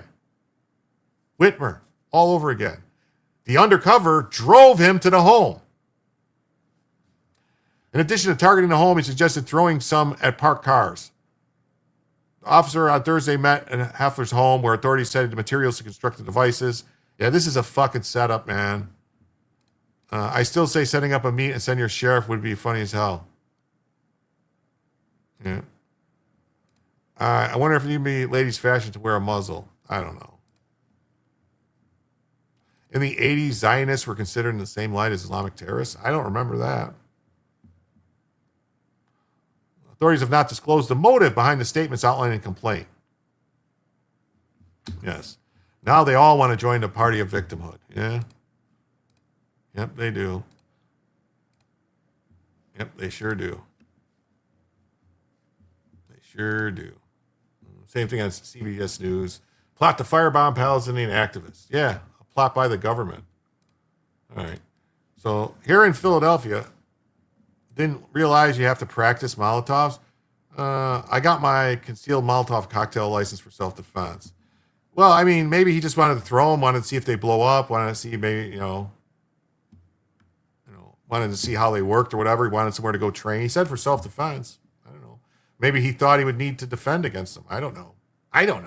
Doesn't make sense to me. I mean, Molotovs are only used to burn shit down, so I don't get it. Here in Philadelphia, truly appalling. These assholes chant to death to our service members. Where's the Dem outrage and condemnation? Well, here's the Democrat.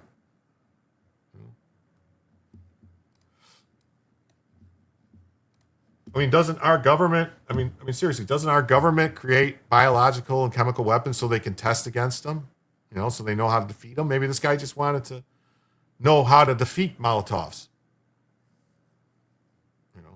But remember, there was actual people during George Floyd that threw Molotov cocktails at cop cars and that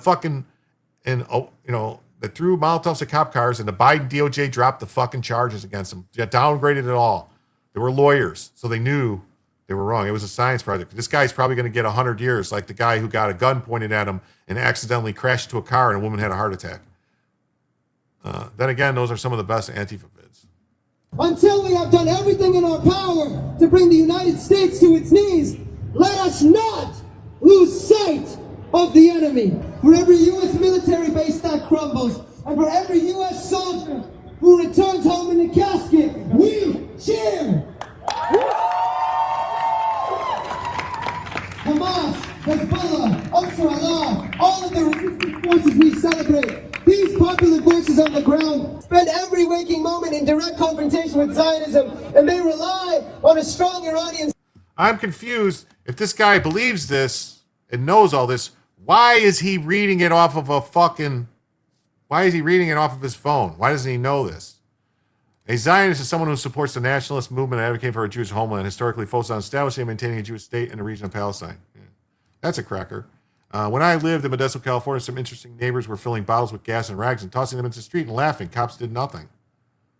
So I guess God is a Zionist also. Maybe. The first World Trade Center bombing with the truck or whatever was organized by the FBI. I'm sure it was.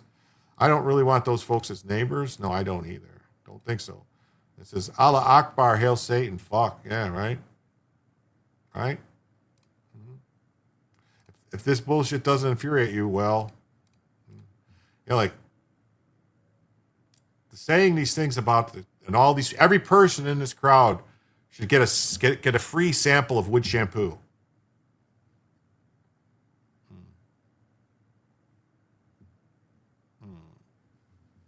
State to maintain their fighting capacity. Do you hate America? May a Hamas rocket blow up your family's home. May a Hamas rocket blow up your family's home. That's what the guy said. Huh. Yeah. I mean, there used to be a thing called fighting words. You're allowing this cancer to grow by not supporting the Save America Act. You have to make a choice. This is your party. Sir, those are your voters. Unbelievable. Rep. Malcolm Canetta's district in the supermajority Democrat-led city of Philadelphia. Yep, this is the district. This is Philadelphia. This is Philly right here. This is Philly. With just drug addicts and everything everywhere. That's Philly. Not all cheesesteak and cheesecake.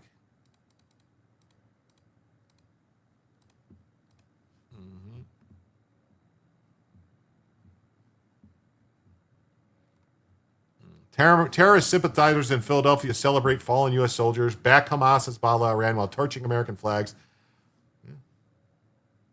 A mob of mass terrorist sympathizers descended on City Hall Wednesday evening. Yep, Wednesday evening.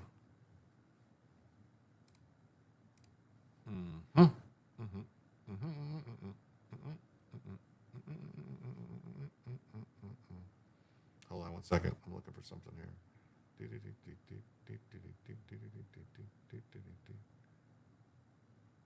Oh, they already ended. I can't. Huh. Oh, well.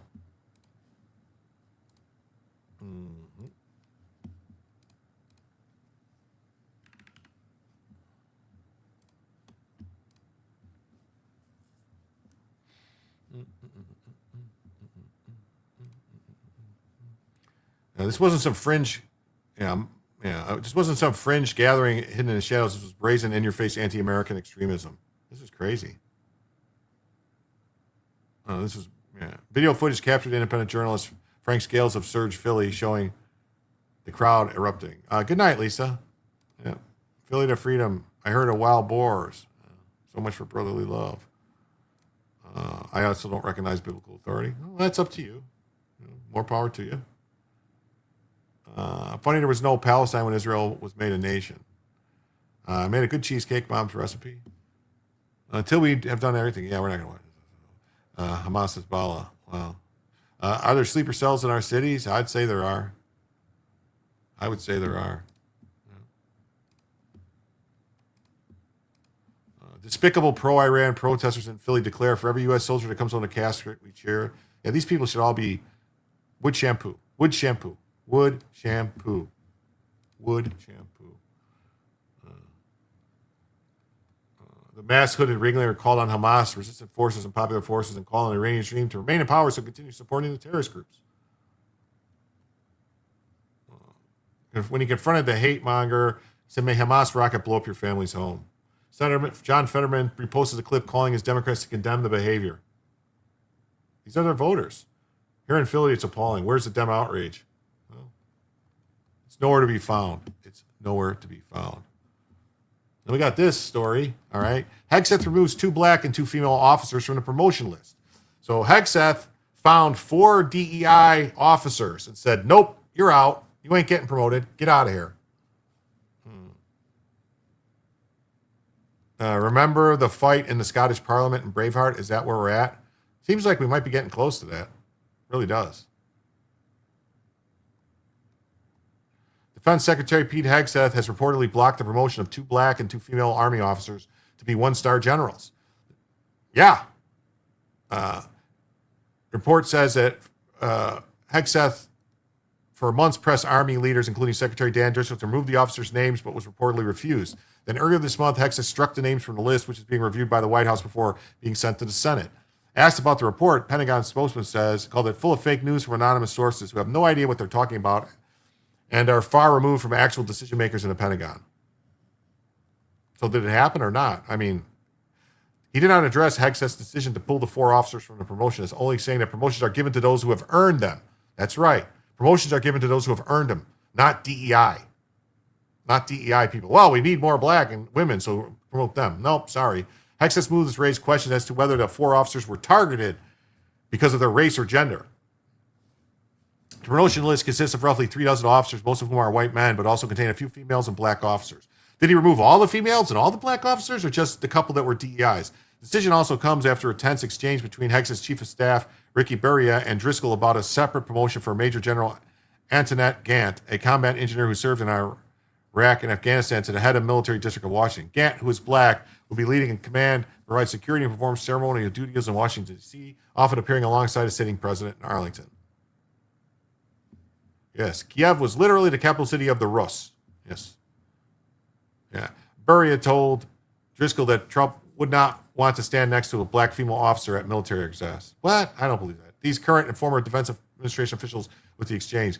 Driscoll reportedly replied, the president's not a racist or sexist. Hegseth's officers eventually relented. So this is just all a smear campaign against Hegseth. Novograd was Russia too. Yeah. And those that aren't publicly violating the UCMJ, yeah. Also, can you see my chats, anyone? We all see your chats. Beria called the story completely false. Whoever placed this made-up story is clearly trying to sow division among our ranks. It's not going to work and will never work. So this is, yeah.